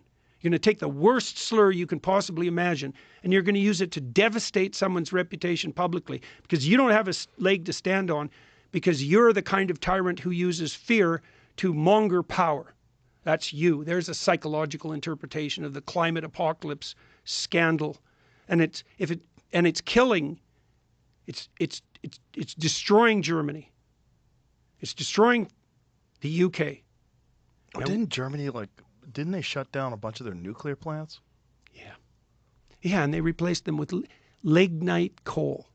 Right, the dirtiest burning coal. So they're in a situation where they pollute more for more unstable energy that's delivered by tyrants. Well, outsourcing their industry to China, it's a very bad idea, right? Who's building coal plants at a rate that is so fast that everything the West does to ameliorate carbon is utterly irrelevant. Utterly irrelevant. Yeah, and that's an uncomfortable truth that these climate cultists just don't address. They won't even entertain any information contrary to the narrative. They won't even let it in. Of course not, because it upsets the game. Not only that, most of the people that are involved in the game don't even understand the game. They don't even understand what's really not just at stake, but the actual facts that they're arguing for. Well, Carney's a good example of this in Canada, to return to that. Yeah. Is he going to win? It seems like he's the polls favored. certainly indicate that. Yeah. And maybe with a majority government. And I can see why. Canadians were accustomed to having everything go pretty well. And we could be morally superior to you Americans, because that was also fun. And we'll never forego that opportunity. And Trump has provided it in spades in the last month. So we look at Carney, and we don't pay any attention to politics, and we certainly don't read his goddamn book. And so we see someone who looks like a banker from the 1990s, when everything was just fine in Canada and Canadians were just as rich as Americans and the whole country was stable and peaceful. And we think, well, we kind of made a mistake on Justin. Turned out he was a little incompetent, a little narcissistic. And maybe we shouldn't have voted for him just because he legalized marijuana, because that's actually what brought him into power the first time. And so we kind of made a mistake. But now, look, we've learned, and we're not going to be fooled by narcissistic pretenders. And Mark Carney used to be Governor of Bank of England, and that's pretty good. That's a pretty good resume, and it certainly looks like that. And yet, he believes that 75% of the fossil fuels in the world should be left in the ground, and that there's nothing that should guide your purchasing decision by force other than decarbonization. But it seemed to me, at least from an observer from afar, that Pierre was gaining steam, and it looked like he was going to win. And they seem to have taken the wind right out of his sails. Well, two things happened. Trudeau resigned. The Liberals were headed for extinction. It was going to be the worst defeat of a governing party in Canada ever. They might have lost their official party status. So they were done. Well, they pivoted, brought in Carney, who'd been advising Trudeau. He's put himself up as an outsider, a competent outsider, a lot of private experience in the private domain, a steady hand at the helm. It's like, you were Trudeau's economic advisor for 10 years. 10 years. And there's going to be more of the same under you. And now you're pretending to be an industrialist, even though you're one of the leaders, the world's leading authorities on DEI, ESG, and net zero. That's Mark Carney. All you have to do is read his book, which people don't, of course, because it's a book. First 3 chapters will do the trick. Well, now, either he's decided that every single thing he ever believed was wrong right to the core and hasn't apologized or let anyone know that, and now he's actually Mr. Industry, which is how he's presenting himself to Canadians, or he believes what he's always believed. Or he's a wolf wearing grandma's dress. Yeah, he's a benevolent wolf. Well, that's why the wolf wears grandma's dress, isn't it? It's like, there's no one nicer than me. So how does Canada correct course? Well, people either correct course by waking up or by experiencing severe pain. And it looks to me like we've chosen the severe pain route. You know, we already make 60 cents. We already produce 60 cents to every dollar you Americans produce, even though we were at parity 10 years ago. And so after 4 more years of Carney, we could easily have that down to 50 cents. Spiraling housing prices, a lot of social instability in Canada, especially since after October 7th. Do you think that's all my Jewish friends in Toronto are terrified. Yeah. That's not fun. I don't like seeing that. No. It's awful. It's awful. And all those psychopaths who've been parading around their moral virtues since October 7th, they're plenty emboldened. Plenty. Yeah. Plenty. I know, I'll give you a little example of Canada. So we had the English leadership debate a week ago. And the powers that be, who organized the debate, the legacy media types, with CBC radically involved, couldn't figure out how to exclude rebel media. You know, that right-wing news, kind of tabloidy news group from Canada, Ezra Levant, who's been buzzing about for 10 years, causing trouble like a right-wing tabloid journalist, which is what he is. Well, they didn't want him in the press scrum for the leaders after the debate. So they canceled it. They canceled the journalists' interviews of the 4 leading contenders for Prime Minister in Canada. Because some right-wing tabloid journalists, they've had a newspaper or a media empire for 10 years. I don't care what you think of it. It's not the point. The point is they canceled the journalist scrum after the English language debate. That's so and fascinating. No one complained. But that doesn't even make sense. Like, if you're a presidential candidate and you're or prime minister candidate and you're encountering someone that has an opposing perspective, you should have really good answers. That's it. Oh, look, if your guy's leading, why ask questions? That's the legacy media in Canada. It's the CBC. Right. It's state funded, right? Right to the core. Right. 1.4 think about this, Joe. This is our bloody state media. It's so funny. $1.4 billion in direct government subsidy and $600 million in federal advertising per year. $2 billion. Go to the CBC website on YouTube. You look at their last 20 videos. I'll guarantee that not a single one of them has more than 200 views. Right, which means the people who made the video clips didn't watch them. Right. That's what you get for $2 billion. Now, everyone in Canada who's older than 55 watches legacy media. Right. And Poilievre said he'd defund the CBC. So you can imagine they're not exactly covering him in a positive way. I watched the debate where he kept getting talked over. Yeah. Yeah. Jagmeet Singh. Fascinating. He's to such watch. fun with his pink turban. Yeah. He's such a fashion icon. Luckily, he's going to lose his own seat, and his party's going to be devastated. That's the socialists. They're going to be devastated so badly that they won't have official party status. But it's incredible to watch that in Canada, where I've always thought at least your discourse is much more polite. Yeah, was. Yeah. No, Parasites. we've got there's a lot of mopping up to do in Canada. Well, in the country, and you know, the man who started the Reform Party in Canada, so that was the populist end of the Conservative movement 20 years ago, maybe a little longer, eventually reunited with the Conservatives. Preston Manning, son of an Alberta premier, he was premier of Alberta for like 40 years.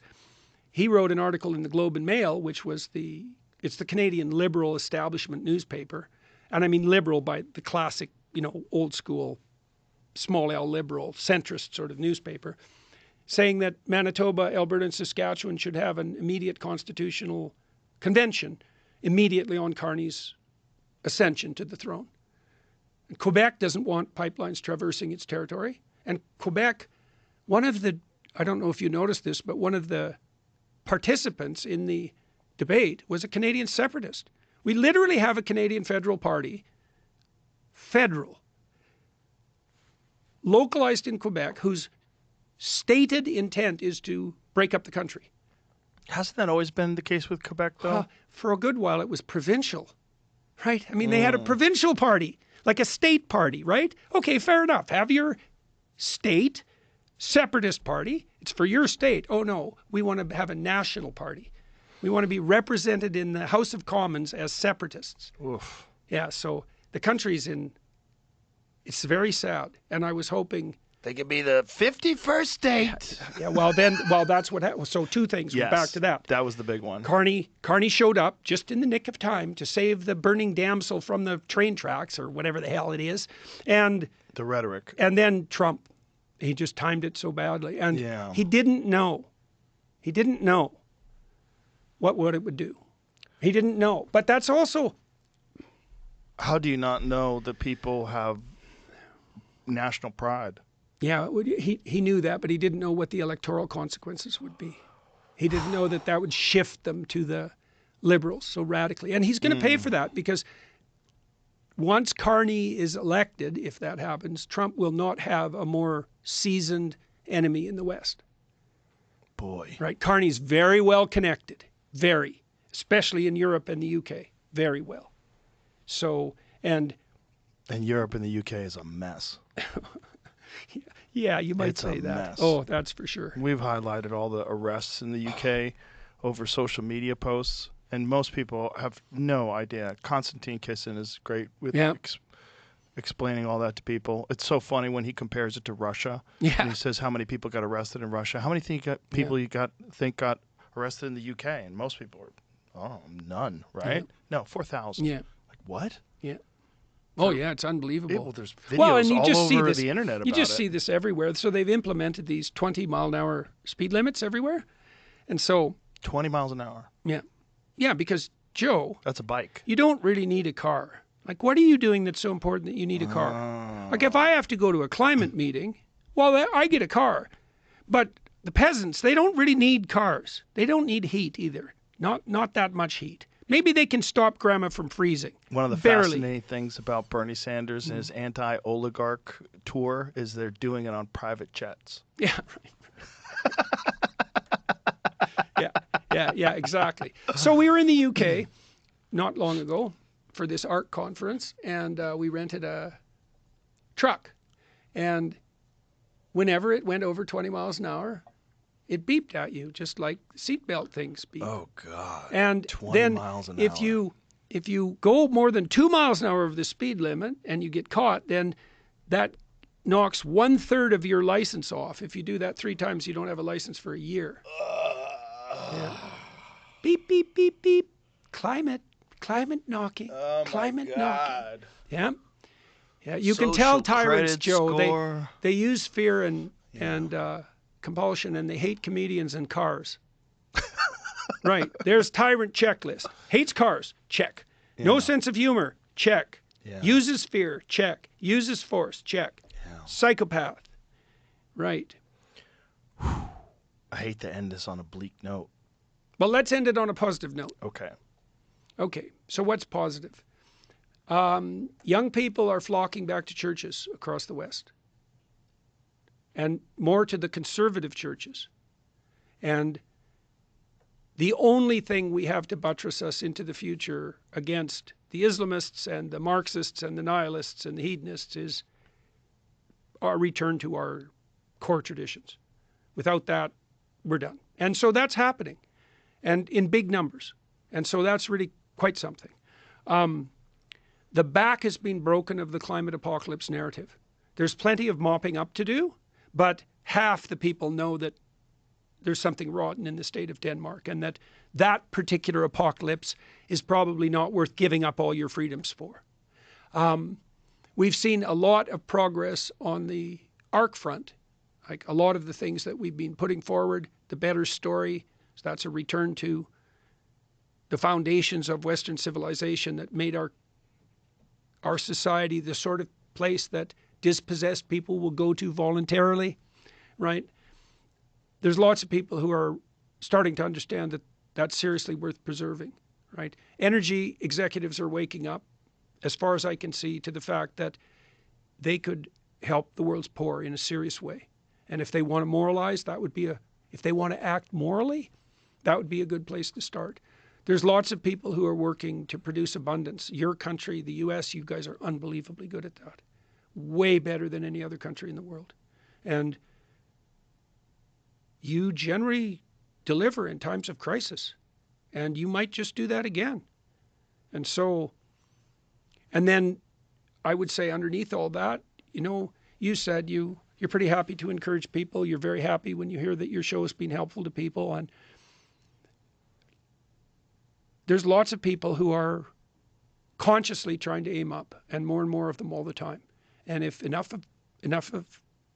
people do that, we won't need to learn through pain, and we can bring abundance everywhere in the world, and we can make the next 50 years an unparalleled success. And we need the faith and courage of Joshua and Caleb to do that. Of course, the future is full of giants and disasters.